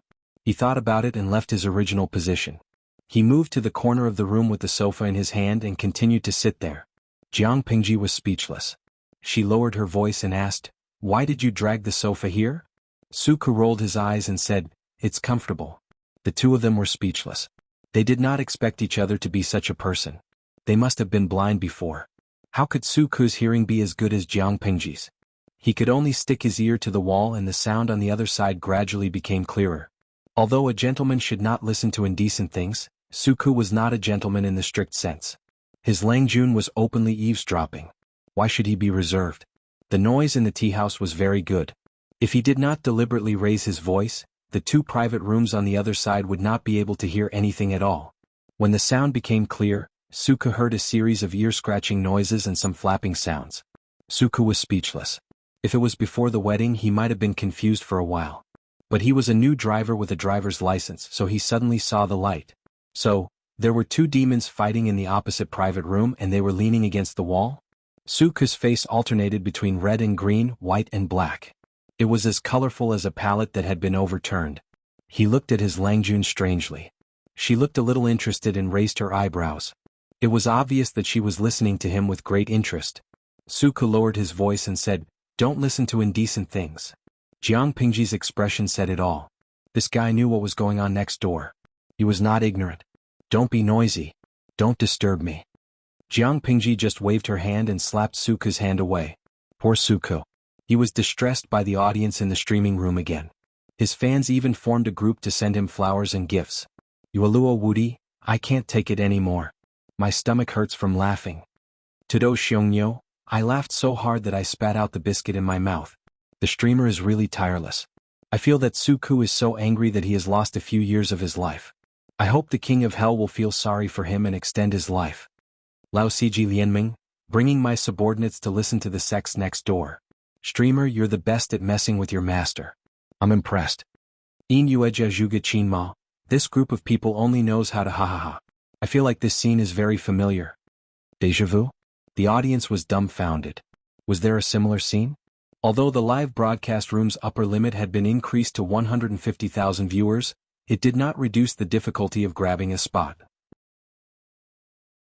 Apart from those who were ridiculed as holdouts living in the signal station, it was very difficult for others to get a spot in the live broadcast room. Who knew what the host's daily routine had been like in the past few years? Wasn't it strange for her to suddenly say something like déjà vu? However, there were many talented people in the livestream room, so there were indeed people who knew about it. Lao Siji Lianming? Oh, I remember. The streamer met the princess of the northern borderline and Wuma Jun TSK. I still have the recording of that time. Not to mention anything else, the northern borderline princess's voice was indeed professional. Inueja Zhuge Qinma, correct. However, Jiang Pingji was the only one listening at that time. Now there was a new driver who had just gotten his driver's license. Su Ku. Jiang Pingji relied on her excellent hearing to hear the movements and conversations next door, but the audience in the live broadcast room did not need to. As long as they turned up the volume, they could easily hear the moaning and panting sounds of cats scratching people, as well as the indescribable slapping sounds. Su Ku felt very awkward when he saw that. He could not sit still. Jiang Pingji saw him like that and glared at him. She asked in a low voice, "Is there a worm on the cushion you're sitting on? Don't move around and listen carefully." Su Ku suddenly felt that his worldview was shattered again. Jiang Pingji said again, "The person opposite is an old acquaintance." She gestured for and made a gesture of the north. Su Ku understood and his eyes widened. He did not care about anything else and continued to listen to the movements opposite. The two of them were lucky. The person opposite had messed around a few times before. At that moment, the clouds had dispersed and the rain had stopped. Fourth Lang is really ruthless. Princess Yaina's face was flushed. Her jade-like body had long matured and was curvaceous in all the right places. There were some thin sweat and ambiguous traces on her skin. It was not difficult to guess how intense the battle was just now. "You're about to marry your lovely bride, but I didn't expect you to have the time to have a rendezvous with me here. Don't you think that doing this is very painful for the fourth princess consort?" Wuma Jun hugged Princess Yaina, his second sister-in-law, who was leaning toward him. With his other hand, he grabbed her slender fingers that were poking his chest. He brought them close to his lips and took a whiff. He sneered and said, "I only married her to rope in the magistrate of Chongzhou. She's just a decoration. How can she be compared to you? You're my sweetheart, my lifeblood. She's just a commodity that's not even qualified to warm my bed." "What? Are you jealous?" And Yaina panted and calmed the passion that had yet to subside in her body. She raised her hand to straighten her clothes and tucked her hair behind her ears. She said, "You're really fickle. She's your wife after all. You're still my second sister-in-law." In other words, if he was not a fickle person, how could he have touched his second brother's wife and maintained a relationship with her in private for a few years? But Yaina is the most special. "I don't care how fickle I am to outsiders, but you're the wife I've acknowledged. You're the other half of my bloodline. You'll share the world with me in the future." Wuma Jun looked a little gloomy. No one wanted his woman to be another man's legitimate wife. As for the daughter of the Lu family's mistress, you can do whatever you want with her in the future. And Yaina raised her eyebrows and leaned in his arms. She asked, "Can I be a human swine?" He had already guessed the identities of the two people next door from their conversation. He could not help but secretly glance at Jiang Pingji. However, his Langjun was not angry. Even her expression did not change. She was extremely cold. "A human swine? Ah." Wuma Jun suddenly laughed. The laughter that came from his throat sounded very mellow. "Not to mention a human swine. Even if you want to throw her into a basin, tie her up, and roast her. Anything is fine as long as you like it. You're so vicious." Princess Yaina chuckled. "You're vicious too. The husband follows the wife. Of course I want to be vicious too." After he finished speaking, Wuma Jun put his hand into her loose collar. The two of them were about to roll into a ball again. "Stop it. You're not serious. Every time you see me you're always thinking about such things." Princess Yaina pushed him away coquettishly. She got up and tidied up her clothes. "Although it's quiet and safe here, I can't guarantee that I won't expose myself. Your second brother has been watching me carefully. Don't go overboard." Wuma Jun's face darkened when he heard her mention his second brother. "Don't worry. This is my uncle's place. Don't you know best whether it's safe or not?" Prince Changsho was also aware of the matter between Wuma Jun and Princess Yaina. Not only did he know, but he also provided a good place for them to meet.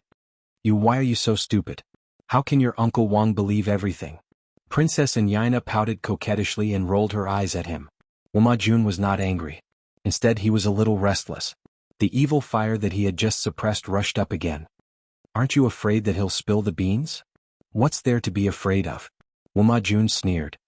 We're in the same boat anyway. You won't have a good time if we're fooling around. Although that was what he said, Princess Anyina did not have that intention.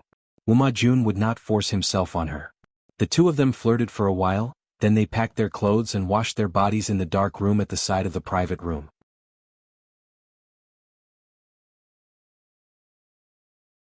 Chapter 350. Princess Anyina had changed into a new set of clothes. The new set of clothes was exactly the same as the one that Wuma Jun had torn just now. She left the residence in the name of praying for a child. If she returned in a different set of clothes, her stupid husband would be suspicious no matter how stupid he was. Anyina had always been meticulous.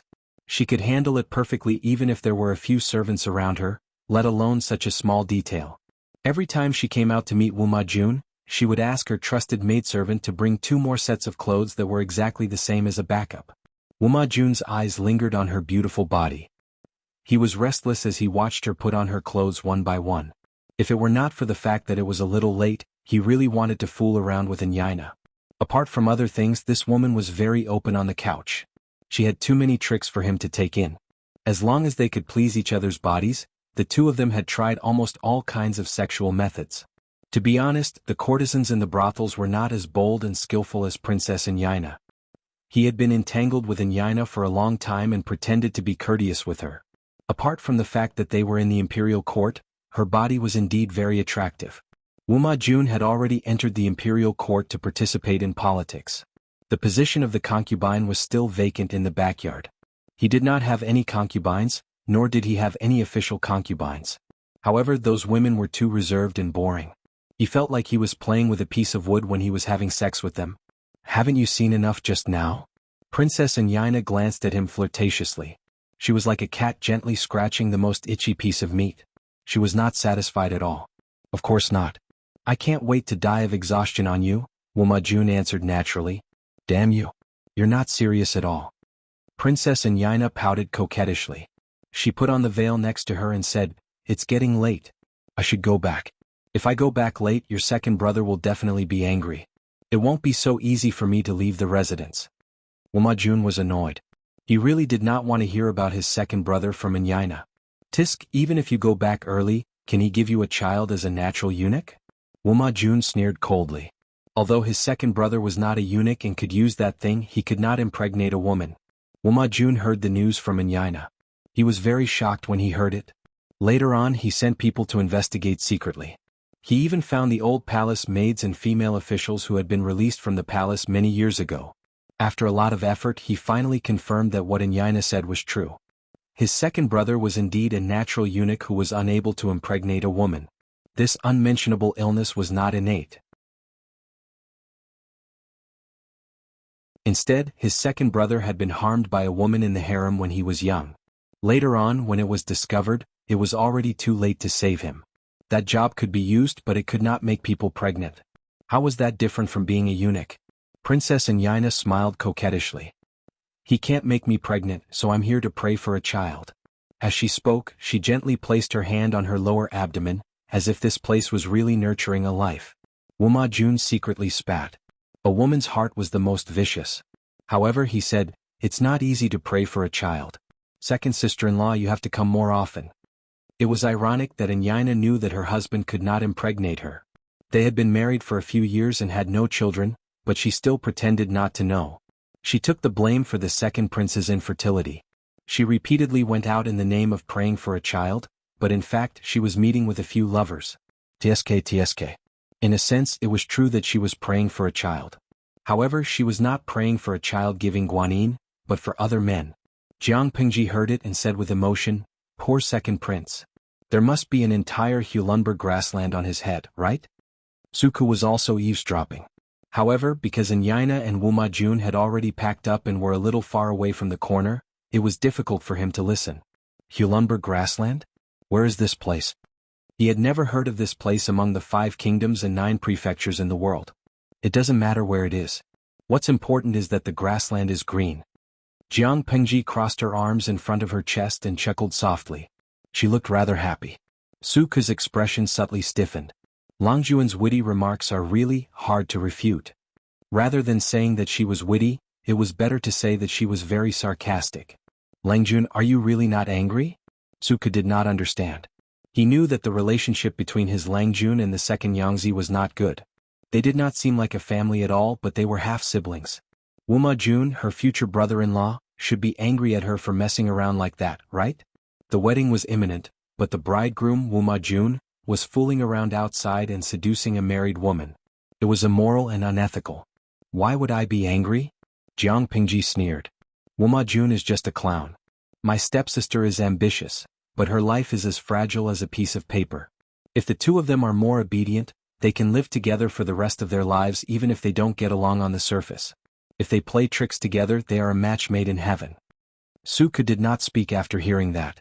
As a subordinate, it was indeed inappropriate for him to meddle in his Langjuan's family affairs. Su Ke was still in a daze after listening to the conversation. He did not expect Wuma Jun to be involved with Princess Yaina. He had heard the gossip about the two of them from Jiang Pingji back then, but he did not expect to hear it live again after so many years. The tea is getting cold. Drink it. Jiang Pingji returned to the tea table.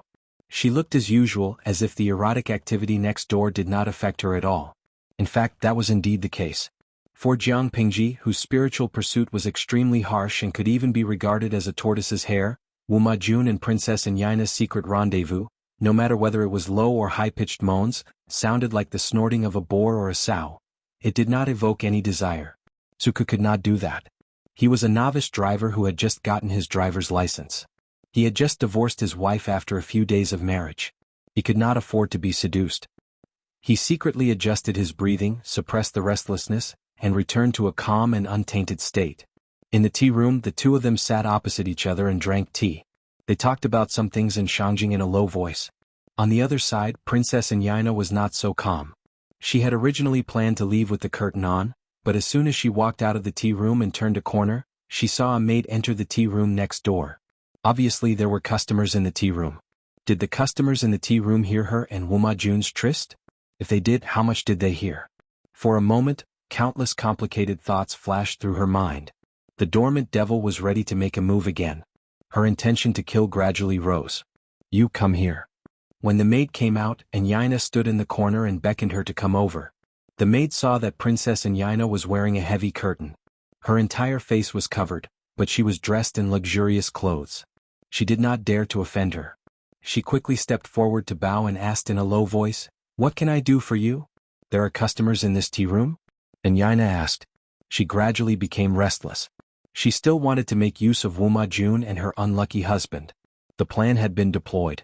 She did not want anything to go wrong at the critical moment. The maid did not know the inside story. She replied softly, "Yes, there are."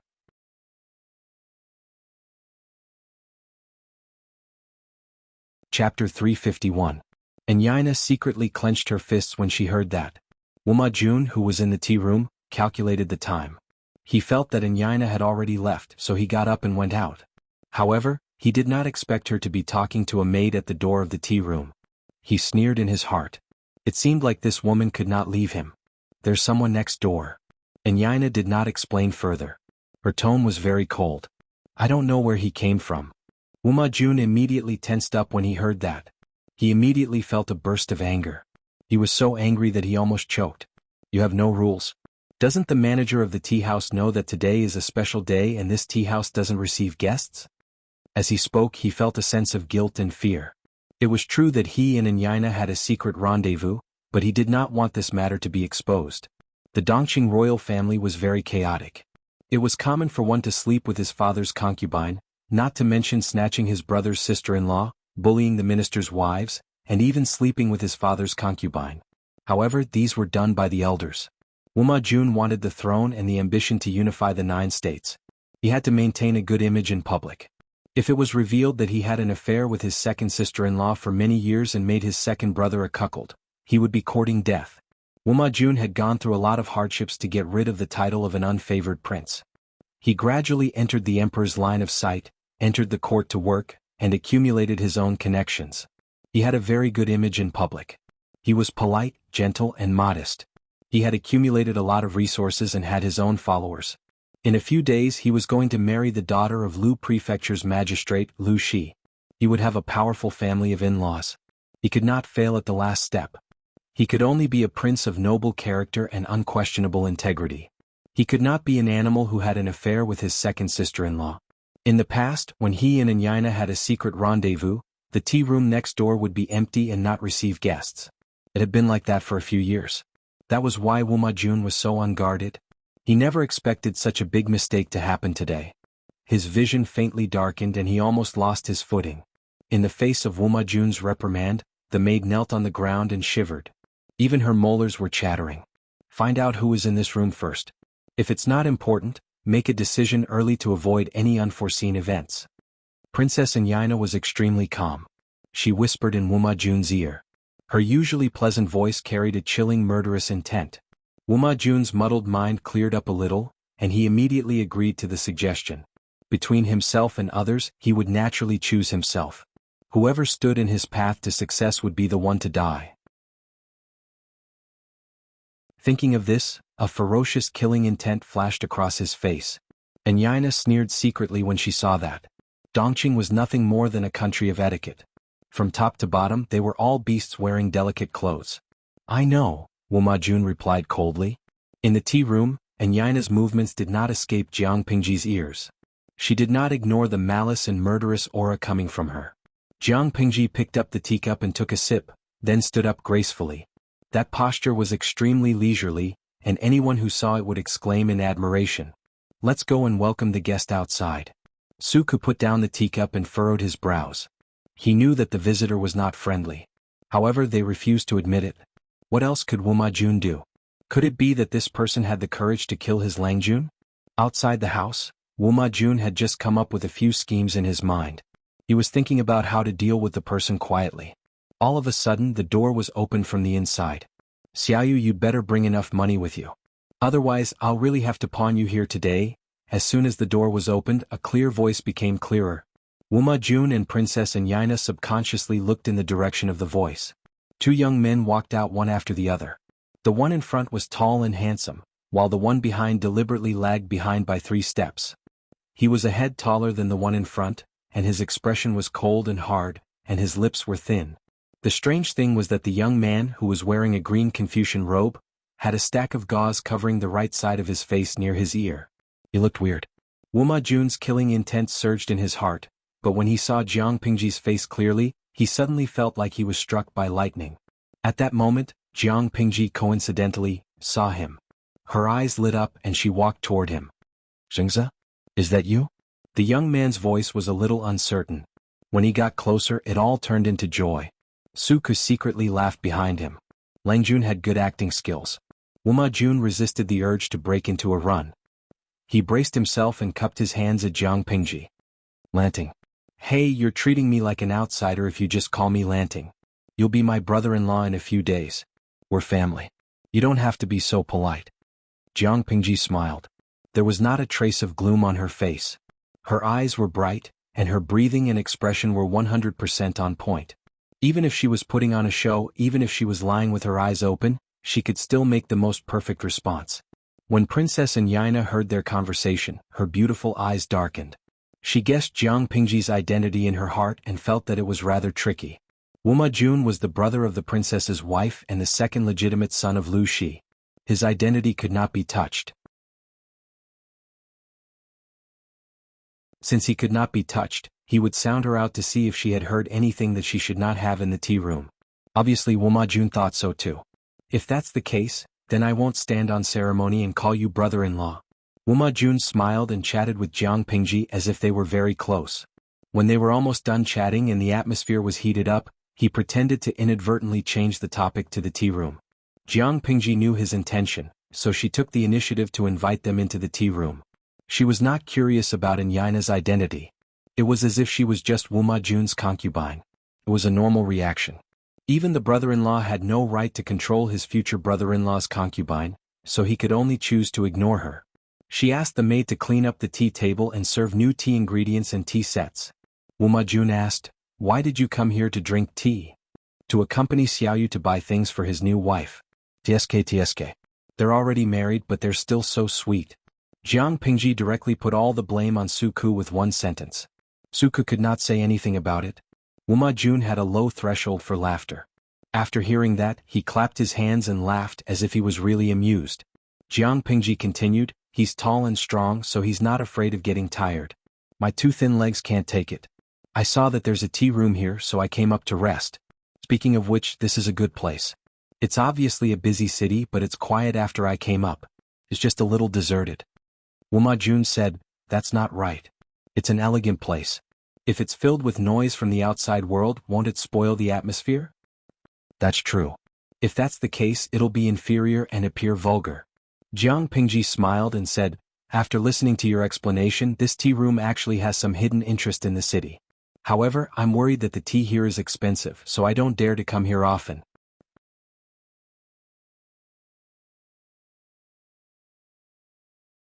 Chapter 352. Wuma Jun felt that he had found out the information he wanted without batting an eyelid. His anxious heart was at ease, and his posture was more relaxed than before. Princess Yaina, who was silent, glanced at Jiang Pingji out of the corner of her eye. She happened to catch Jiang Pingji looking at her too. Is this Zhengzi's beloved concubine? Jiang Pingji asked deliberately. She was dressed like a woman and looked very familiar to Wuma Jun. Any normal person would have such doubts. Wuma Jun hurriedly clarified, brother-in-law, you can't simply say that. If second brother hears it, he'll definitely be jealous. This is my second sister-in-law. She went out of the city to climb Guanyin Mountain during the day and asked for your mercy. This is my second sister-in-law. She went out of the city to climb Guanyin Mountain during the day so I wanted to send her back. He did not further explain why he did not send her back to the second prince's residence, but to the tea house instead. Jiang Pingji came to a sudden realization. She said frankly and apologetically, oh, it's the second princess. I was rude just now. Please forgive me. And Yaina took the opportunity to secretly size up Jiang Pingji. She was completely at ease when she saw that there was indeed nothing unusual about her expression. It's okay. I can't blame Lang Jun for suspecting me just now. It was indeed my fault. And Yaina did not let Jiang Pingji apologize and salute. She smiled sweetly to smooth things over. I wonder if Lang Jun heard anything just now? And Yaina suddenly asked. She still had a smile on her face. She curled her fingers like an orchid and pretended to tuck her hair behind her ears. One could not see any panic or guilt from her posture. It was as if the question just now was normal, as if she was asking about the weather. Although she asked that, her mesmerizing eyes were secretly observing Jiang Pingji's reaction and expression. Jiang Pingji was experienced. How could she be tricked by such a simple trick? She frowned as if she was puzzled. Her dark eyes were filled with doubt. She asked, what happened? Upon seeing that, Yaina felt relieved. She quickly thought of a suitable excuse and said, Lang Jun, you don't know. I was taking a nap in the next room just now and heard some rustling. I was too tired from praying to Guanyin during the day so I couldn't open my eyes. After waiting for a while, when I woke up, I found that I had lost a valuable item. It must have been a thief. She smiled bitterly as she spoke, as if that thing was very important to her. A thief broke into the tea house? Jiang Pingji furrowed her brows and asked seriously, what did the second princess consort lose? If it's a personal item, once the thief spreads it, it may cause great damage to your reputation. You must catch him as soon as possible. And Yaina pursed her lips and revealed a bitter expression. Thank you for your concern, Lu Lang Jun. Perhaps the thief knew how powerful he was, so he didn't steal anything valuable. He only took a few money bags and lost some ordinary belongings. It's just that there's a handful of soil in the purse that I brought from my hometown. I always carry it with me to remind myself not to forget my roots. Now that it's been stolen by the thief, I'm in a panic. And Yaina left her hometown alone and married into Dongqing. No one could say that it was not good for her to carry her hometown with her. Jiang Pingji could not help but look moved. She sighed softly and said, the marriage of the second princess consort to Dongqing is the link between the two countries. However, it's hard to leave one's hometown. The noble act of carrying your hometown with you makes me feel ashamed. I would like to help you with this matter. However, Xiaoyu and I didn't hear anything unusual when we were drinking tea in this tea house. Should we ask the manservant in the hall? And Yaina knew how good the tea house was. Otherwise, she would not have chosen it to meet Wuma Jun. Now that she had tried repeatedly and confirmed that Jiang Pingji and Xiaoyu really did not hear her secret, the doubts in their hearts naturally dissipated. She smiled and nodded, revealing a fragile and worried look. If that's the case, I'd better not trouble you. I'll send someone to check it out later. If I can't get it back, I can only lament that it's God's will. I heard that your sister is about to marry into the royal family. She'll be a relative by then. You should visit her more often in the future. It's getting late now. I should go back to the residence so that my husband won't miss me. And Yaina deliberately mentioned her stepsister Lu Huan in the Lu residence. Jiang Pingji responded very tactfully. You're right, second princess consort. Jiang Pingji smiled embarrassedly and said humbly, my sister has been spoiled too much at home. She has a bad temper. Please take care of her after the wedding, second princess consort. If that's the case, I'll be very grateful. And Yaina chuckled and covered her lips with a handkerchief. She threw Jiang Pingji a moving look that seemed to be annoyed. Your sister's husband is here. He should be the one to take care of her. And Yaina stood up and pretended to leave. Wuma Jun blushed in cooperation. He played the role of a newbie driver who was about to get married vividly. In the background, Suku watched the three of them act together calmly. He looked down and acted like he was watching a show. In terms of acting skills, he only admired Jiang Pingji. And Yaina and Wuma Jun should not be underestimated either. That was true. They could hide from everyone's eyes and ears for a secret rendezvous. If they did not have some acting skills, they would have been exposed long ago. How could they be free and unfettered until now? Seeing that Yaina and Wuma Jun found an excuse to leave, Suku stood up with Jiang Pingji and prepared to send them off. However, God did not seem to care for Yaina and Wuma Jun. Their departure did not go smoothly. A maidservant stopped them with a slightly awkward expression and bowed deeply to them. What happened downstairs? Jiang Pingji played with the sandalwood fan in her hand. She opened it and closed it with a snap. She asked the maid indifferently, if you don't have an explanation and stop the four of us here, I'll settle the score with your boss. The maid heard that and cold sweat rolled down her back. She said in fear and trepidation, please don't be angry. Please don't be angry. It's just that some unruly commoners are making trouble downstairs. I didn't want to offend you, so I took the liberty to stop you. Making trouble? Jiang Pingji smiled. I remember that this is a property under Prince Changshuo's name. How dare someone make trouble here? As she spoke, there was a clatter downstairs. It seemed that something had been smashed. Jiang Pingji walked past the maid and went downstairs to join in the fun. Xiaoyu, protect the fourth prince and the second princess. Don't let the villains offend them. Before she left, she gave Suku an order. It was also that order that ruined Suku's and Xiaoyu's plan to leave through the back door. They could only bite the bullet and follow her downstairs. In the hall, the musicians who were plucking the strings and the dancers who were dancing had already pushed away in fear and hid at the side. There were two groups of people confronting each other at the place where they were supposed to be painting. They were at daggers drawn and the atmosphere was tense. What happened? Jiang Pingji looked at the two groups of people and asked the manservant who was doing odd jobs on the first floor in a low voice.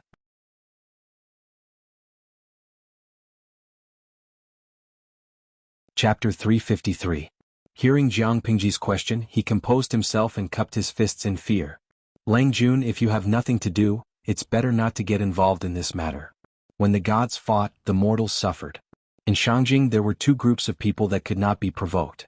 One was the relatives of the emperor, and the other was a group led by eunuchs. The two groups fought openly and covertly in the court. They were also at loggerheads in the court. Oh, I'm just asking what happened. What does it have to do with you whether we can afford to provoke them or not? Jiang Pingji was too lazy to lift her eyelids. Although the servant had good intentions, after thinking about it carefully, he was overbearing. She was just asking. It was her business whether they would cause trouble or not. It was also her business whether she was afraid of trouble. She did not need a third party to make decisions for her. The servant's face froze. He realized that his words were inappropriate and had angered Jiang Pingji. He hurriedly tried to salvage the situation. He cupped his fists and apologized. Langjun, please forgive me. It was my fault just now. Okay. Jiang Pingji responded. Her eyes drifted to the two groups of people in the middle of the hall. They seemed to be confronting and discussing. There were messy tea sets and the four treasures of the study lying at their feet. There were also tea tables and study tables that had fallen apart.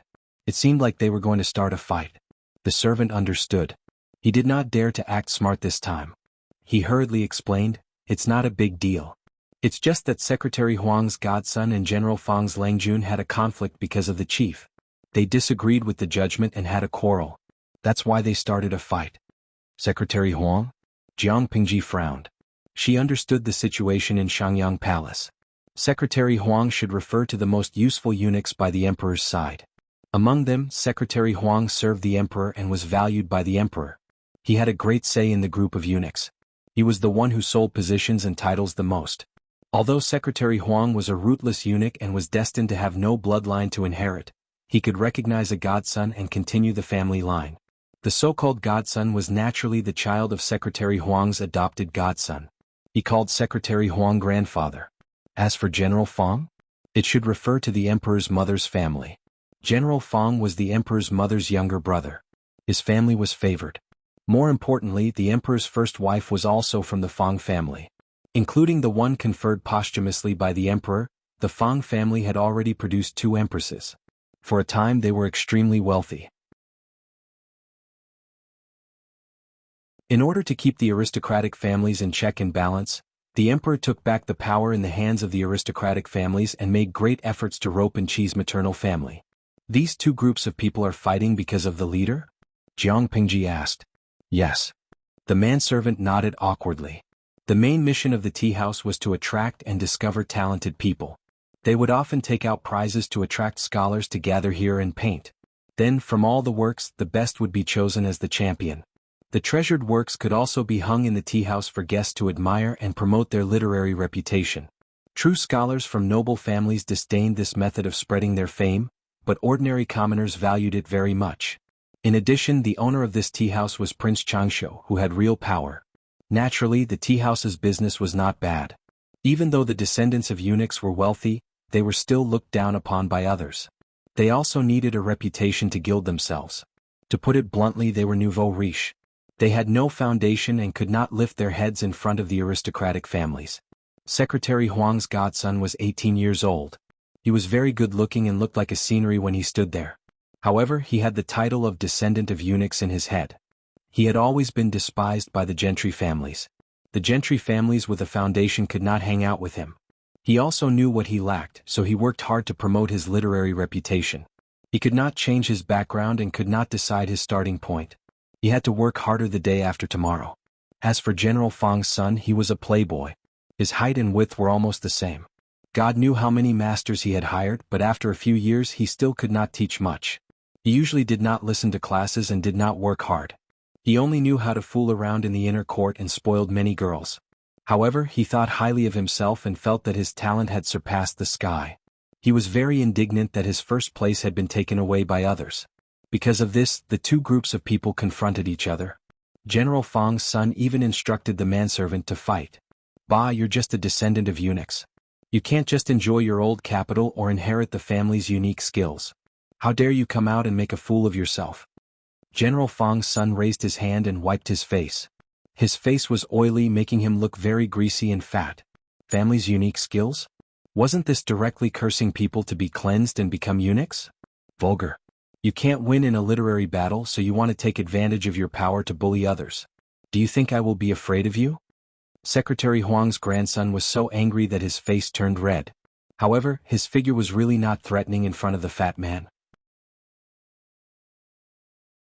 Who said that I can't win in a literary battle?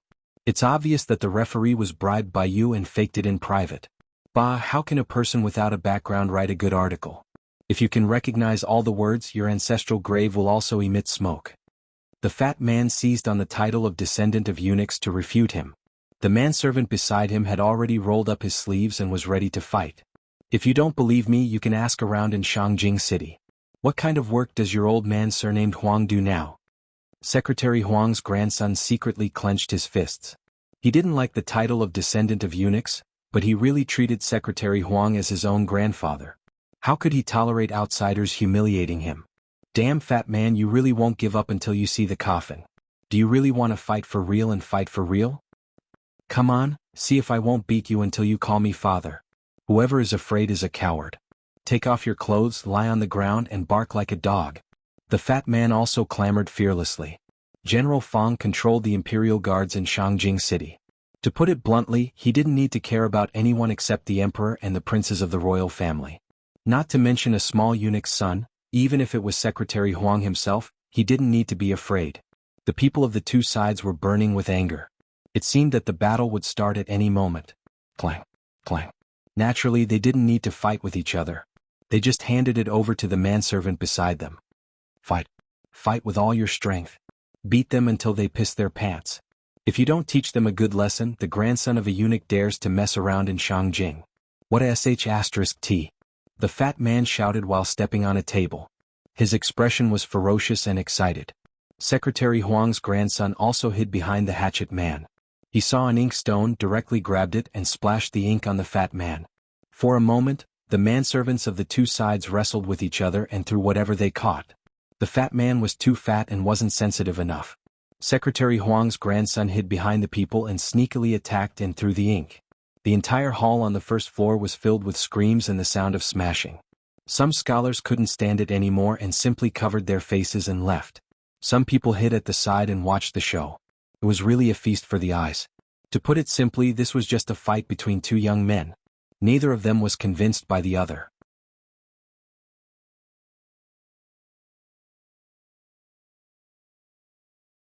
Chapter 354. Ingyang Kuaixin. Oh my god, the spectators were so surprised that they dropped the melons in their hands. After watching the host's live broadcast for a few years, this was the first time he had seen a group fight of such a scale. Moreover, the two parties involved in the fight were rich second generations with great status in ancient times. This feeling was indescribable. Lao Ciji Lianming, TSK, to put it bluntly, they are just nouveau riche or local tycoons with no background. From this, it could be seen how the upbringing of the two families was like. If it were a landowning household with a solid foundation, even if they wanted nothing more than to stomp the other party to death, they would still be courteous on the surface. Linglong Mibao #propping my chin. Compared to a hypocritical battle of words, I still prefer this kind of momentum. Wan Bao Tai, haha, I like it too. Just like what the host had said before, it was useless no matter how eloquent you were with your mouth. Once your opponent's ears were blocked, you wouldn't be able to affect him no matter how loud your opponent was. What was the use of only being good at talking? Even if he gave the other party a few scratches, why not hit him back for others to see? Therefore, if you can use your fist, you definitely can't use your mouth. Because of Jiang Pingji's influence, most of the audience in the streaming room had been infected with her temperament. Life and death are indifferent. If you're not satisfied, just fight. If you can use your fists, don't talk nonsense. Jiang Pingji raised her hand to protect Su Ku to prevent the thin scholar from getting involved in the melee. Out of the corner of her eye, she glanced at the expressions of the passers-by around her. They all looked like they were here to watch the show. She was slightly moved. Let them fight and not find someone to separate them? Jiang Pingji lowered her eyelids and asked the servant coldly. The servant smiled bitterly as if he had drunk a large bowl of bitter gourd juice. His entire face was scrunched up. What are you talking about? The servant added in his heart, but he didn't dare to say it out loud. Although my master is Prince Changsho, the prince is busy every day. How would he have the time to care about these trivial matters? No matter if it's the grandson of Secretary Huang or the son of General Fang, they're both immovable Buddhas. Who dares to stop them? It was not a big deal to stop a fight, but they were afraid that both sides would think that the third party was a hindrance and beat up the person who tried to stop the fight first.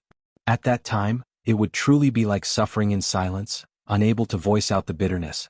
When immortals fought, mortals suffered. Now, he could only hope that they would finish the fight as soon as possible so that the tea house could close early. As for the items that were broken or smashed, make a list and send it directly to their mansions. For the sake of the Buddha, the owner of the tea house was Prince Changsho. Secretary Huang and Army General Fang would also consider compensating them. After listening, Jiang Pingji coldly responded with an "oh," and did not comment further. A bunch of brats causing trouble. They're wrestling on the ground.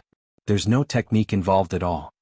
Jiang Pingji crossed her arms in front of her chest and took a step back to avoid the delicate teacup that was about to hit her toes.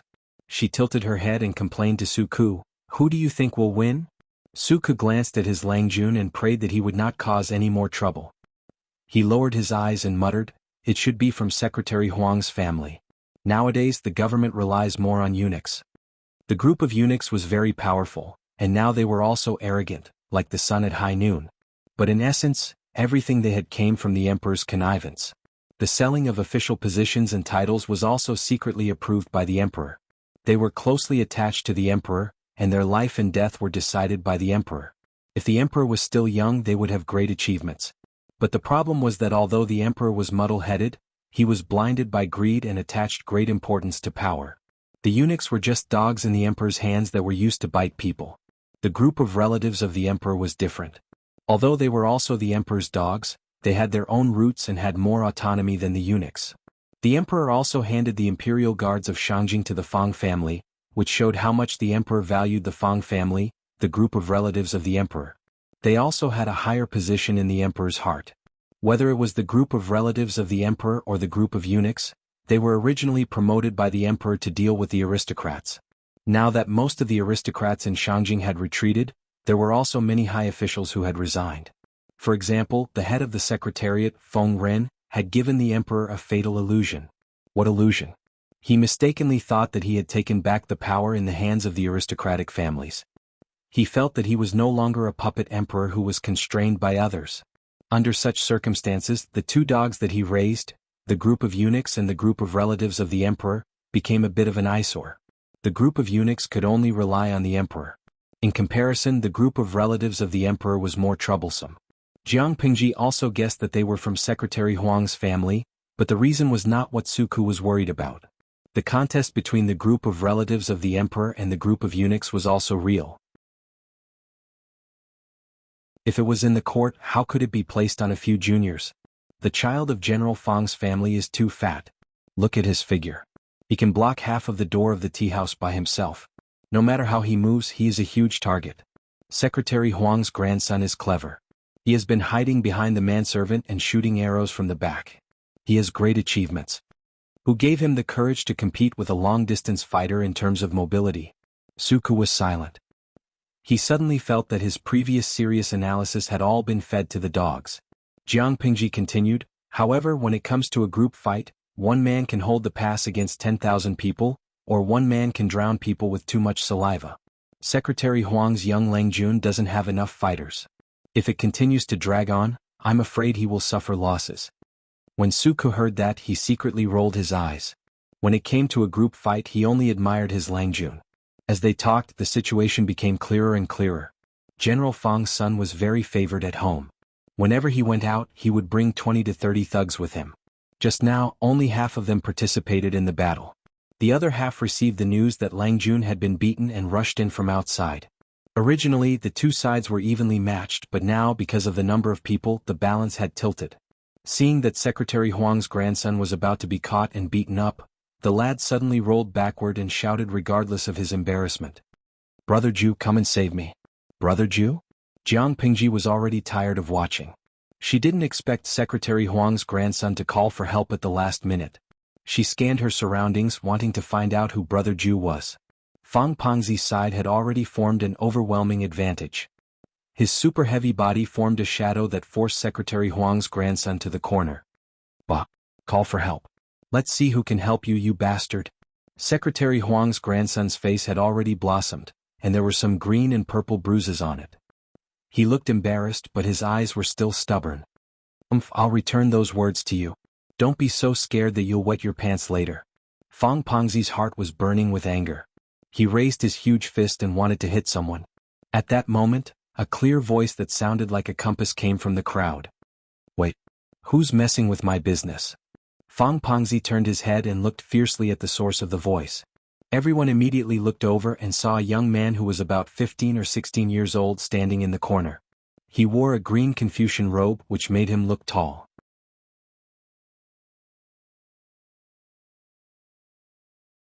Chapter 355.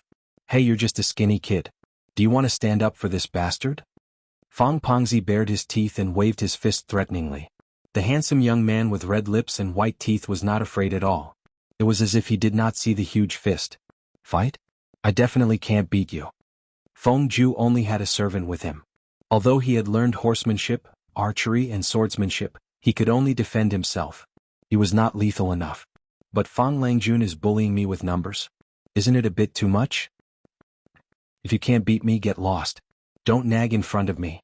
Either you stand and watch him get beaten or you come and get beaten up together. This is Shangjing. Who doesn't know my name? How dare a jealous scholar come and stir up trouble? Feng Ju's eyebrows relaxed and he said leisurely, although I'm not Feng Longjuan's opponent, it doesn't mean that no one can subdue you. Feng Pengzi responded with an "oh," and said nastily, do you want to go home and beg for help? There's no need for that. Feng Ju suddenly revealed an evil smile. It was as if a pure white drawing paper was dyed with a thick and colorful line. Feng Langjun, do you dare to bet with me? If you win, I won't care about Huang Longjuan's matter. If you lose, this matter will be written off. Feng Pengzi snorted. Although he had a fat pig's ears and no ink on his chest, it did not mean that he was really a pig. This bet doesn't benefit me at all. Feng Pengzi sized up Feng Ju with a pair of sneaky eyes and then said nastily, why don't we change the bet? If you win, it'll be written off. If you lose, you'll spend a night with me. How about that? As soon as he said that, everyone's expression changed. Feng Ju's eyes flickered and revealed a frightening murderous intent. Feng Pengzi was frightened. His legs turned to jelly under the gaze, but he still straightened his chest. Secretary Huang's grandson did not expect things to turn out this way. He hurriedly scolded Feng Pengzi. Shut up. You really dare to say anything. Brother Ju is the third Langjun of the Feng family in Xiangyang. Aren't you afraid of offending people? He deliberately emphasized the words, third Langjun of the Feng family. When Jiang Pingji heard this, she secretly sized up Feng Ju. She thought to herself, this is Feng Jin's third brother? Feng Ju's attire looked simple, but the material of his clothes was exquisite. With one look, one could tell that he was either rich or noble. Feng Pengzi did not expect him to have such a powerful background. Although the head of the secretariat, Feng Ren, had retired long ago, the prestige of the Feng family in Dongqing was still unshakable. Feng Pengzi wanted to retreat, but he didn't want to show any fear on his face. Feng Ju sneered and said, sure. Brother Ju. Secretary Huang's grandson looked regretful. If he had known this would happen, he wouldn't have dragged Feng Ju into this quagmire. Feng Pengzi secretly cursed in his heart. Since Feng Ju didn't give him a way out, then everyone was in a difficult position. What are we betting on? Feng Pengzi asked. Feng Ju pointed at Jiang Pingji, who was watching the show from the side. Whoever can take away a personal item from this Langjun will be the winner. What do you think? Jiang Pingji was confused. The audience in the streaming room also reacted. He was trying to divert the trouble to someone else. Xylitol chewing gum? No way. Young Feng Jin's brother is so black-bellied and hateful. He actually framed the streamer? Linglong Mibaosuo, you're so naughty. The streamer is really unjustly implicated this time. Noodle House Lao CG? Why do I feel that this brother Ju has already recognized the streamer's identity and wants to ask for help? Feng Jin knows the streamer. He must have told his brother about the streamer's terrifying combat power. He said that the streamer can fight 100 people alone. Everyone was confused by the content of the bet. Feng Pengzi was the first to react. He was so angry that he almost stomped his feet. Bah, you must know this person. This is cheating. Feng Ju looked innocent and said, I don't know this Langjun. Jiang Pingji frowned unhappily. Her hands were a little itchy. She said, I don't know him either. Feng Pengzi smiled evilly. Since you don't know him, this bet is much easier. Kid, if you don't want to suffer for nothing, then take out a personal item. The more personal, the better. This young master will definitely win this bet. Surround him. The manservants obeyed and hurriedly surrounded Jiang Pingji, separating Feng Ju at the same time. As long as Feng Pengzi got Jiang Pingji's personal item before Feng Ju, he would win the bet. Jiang Pingji sneered and suddenly asked in a clear voice, Feng Huayu, are all your brothers so naughty? At that moment, a clear and mature voice of a young man came from the private room on the second floor. My younger brother is naughty and mischievous. Please forgive him. As soon as the voice fell, a young man wearing a jade crown and a watercolored scholar's robe lifted the bead curtain of the private room and walked down the stairs. Looking closely, it was not Feng Jin, Feng Huayu, whom they had not seen for a few years. The young man's appearance was magnificent. His facial features were slightly similar to the young man from before. When the two were put together, it was obvious that they were biological brothers. Even so, he shouldn't have made such a bet. If he had lost, how would it have ended? Jiang Pingji was puzzled. In her opinion, the upbringing of the Feng family could only produce a gentleman like Feng Jin. How could they have produced someone as rebellious as Feng Ju? He was bold and willful. He even dared to agree to the terms of the bet. This kid had a good temper. With Jean watching over him, nothing will happen. After not seeing him for a few years, Feng Jin's impatience and immaturity had disappeared under the tempering of time. What was left was the smoothness and transparency of pearls and jade. He was like a pearl that had been dusted off. He shone brightly, warm and not dazzling. What about my reputation? Nothing would happen to him, but his reputation would be bad if it was spread out. Feng Jin's lips moved slightly. There was a hint of helplessness in his eyes. There's no need to worry when there are too many debts. Among the three brothers of the Feng family, only Feng Ju was a freak. His rebellious temperament was unknown to whom he got it from. Jiang Pingji understood after hearing his words. Jiang Pingji and Feng Jin reminisced about the past. Feng Pengzi felt that he had been left out. He was unhappy and was about to throw a tantrum. Feng Pengzi stomped his feet and pointed his fat finger at Jiang Pingji. His expression was slightly ferocious. Who cares who you are? Capture this kid and remove his clothes. Didn't you want a personal item? I'll take it all and make this bet lose for sure. Feng Jin looked at Feng Pengzi with pity. He was acting recklessly. Feng Ju's eyes moved back and forth between his brother and Jiang Pingji. No one knew what he was thinking. Take good care of my accountant. If he loses even a strand of hair, you can't afford to pay for it. Jiang Pingji threw the sandalwood fan in her hand into Feng Jin's arms and entrusted Su Ku to him. On the side, Princess and Yaina glanced at the handsome Feng brothers with coquettish eyes. They were a feast for the eyes and made one's fingers twitch. She wondered where Lu Shi came from. He actually knew so many young talents. Feng Jin smiled happily. Of course I'll ensure that Xiaoyu will be fine. The audience in the streaming room could not help but cover their eyes. The scene that followed was too bloody. They could not bear to look at it. Have you thought it through? Feng Pengzi was still unaware of his imminent death. He thought that Jiang Pingji was afraid of trouble and wanted to take the initiative to admit defeat. Remove your clothes. Do you know who my father is? Jiang Pingji asked. Feng Pengzi was furious. I don't care who your father is. Yes, you don't have to care who my father is, but you have to know who I am.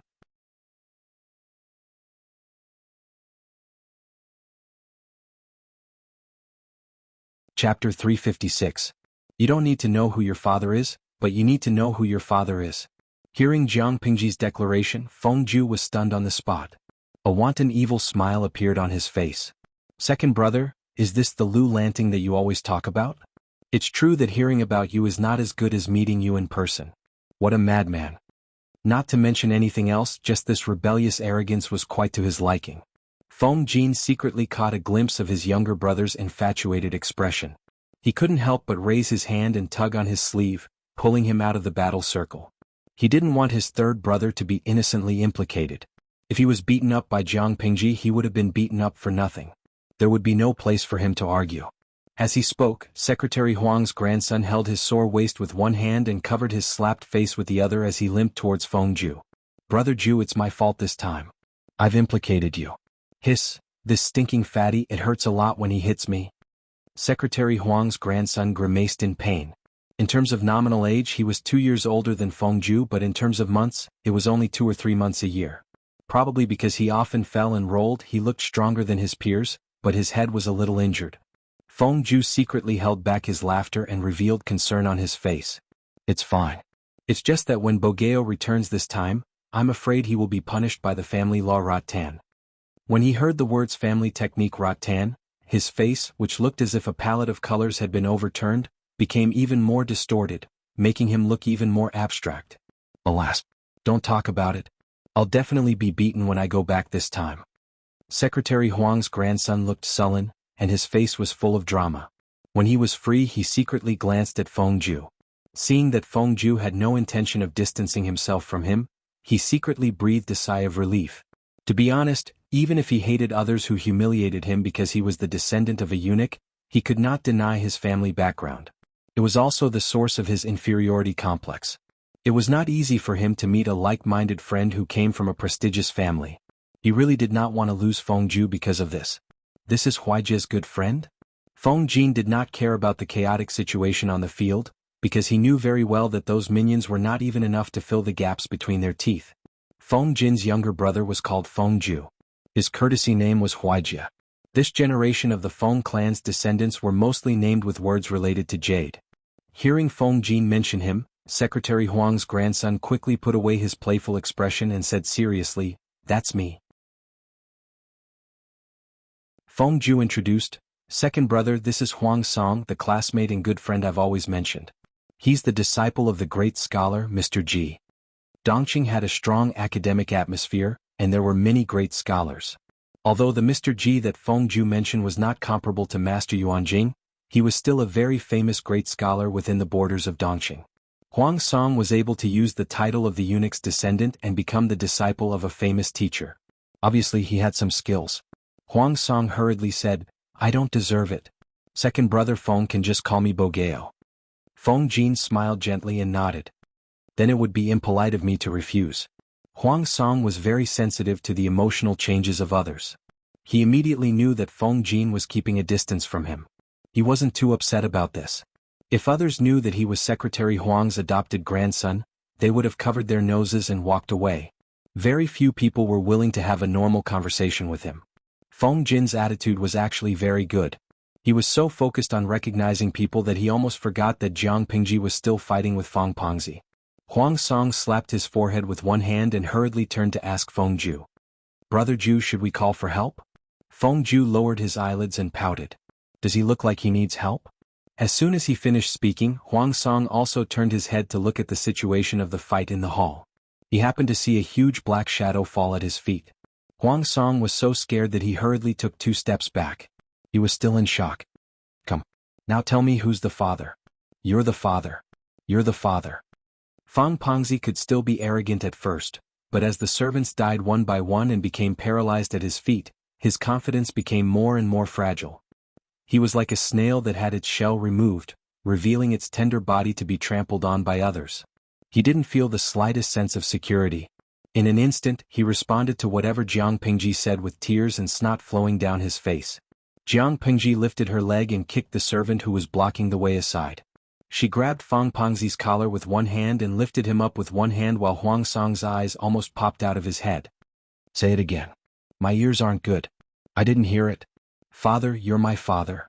Feng Pengzi was tall and sturdy, but it was all fat. He was shorter than Jiang Pingji by a head. Now that she lifted him up like a little chick, he was scared out of his wits. He shrank his neck like a quail and spoke incoherently. When Huang Song saw this, he was secretly speechless. He almost bit his tongue. He muttered in a low voice, "Oh my, that damn fatty weighs more than 2 dawn," but he actually lifted him up with one hand. This is simply innate divine strength. 1 dawn was equivalent to about 50 kilograms. 2 dawn was a full 200 kilograms, and this was just an estimated figure. Looking at Feng Pengzi's body size, he was at least 240 kilograms. His arms were thin, but he didn't expect his strength to be so great. Only then did he realize that Jiang Pingji had single-handedly defeated all the servants and fighters that Feng Pengzi had brought. Everyone had been beaten black and blue.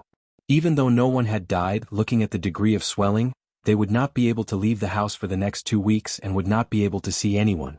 When he saw this, Huang Song's eyes revealed his appreciation for talent. He was eager to make friends with her. It's not a secret that Lang Jun was born with divine strength. Su Ku chuckled, as if the person who emitted the aura of a ruffian was not his Lang Jun. "May I know where your Langjuan's ancestral home is and where he lives?" Huang Song asked with his hands cupped together. He was rather gentlemanly. "My Langjuan's ancestral home is in Hejian. He has lived here for a long time. His family is Lu," Su Ku said plainly. When Huang Song met his eyes, he faintly felt a sense of fear, as if his thoughts had been seen through. The magistrate of Chongzhou, Lu Shi, is Langjuan's father. This background was not something that the descendants of eunuchs could covet. Su Ku added silently in his heart, "Lu Shi's son Lu Shi?" Huang Song suddenly thought of something. "Are you saying that he is the Lu Shi who was born with divine strength and chased the tiger across the ravine?" Chased the tiger across the ravine. This was a term used to describe a fierce general in the previous dynasty. It meant that this person was incomparably fierce. Even a ferocious tiger would break into a run when it saw him. Although Jiang Pingji was also born with divine strength, her reputation was not prominent. Until she left Langyi, she gambled with someone and killed 2 tigers. She even brought the 2 tiger carcasses around the city and flaunted them around her opponent's house. She was so angry that she vomited blood. Her fierce reputation spread because of that. You're tuning in to the Han Lee's Wuxia Chronicles YouTube channel. We're so grateful for your support, and don't forget to subscribe to join us on this incredible journey through captivating stories. Your generosity through donations truly makes a world of difference, as it's the primary source of revenue that allows me to expand and enhance this channel for you. Thank you from the bottom of my heart for being a part of this adventure.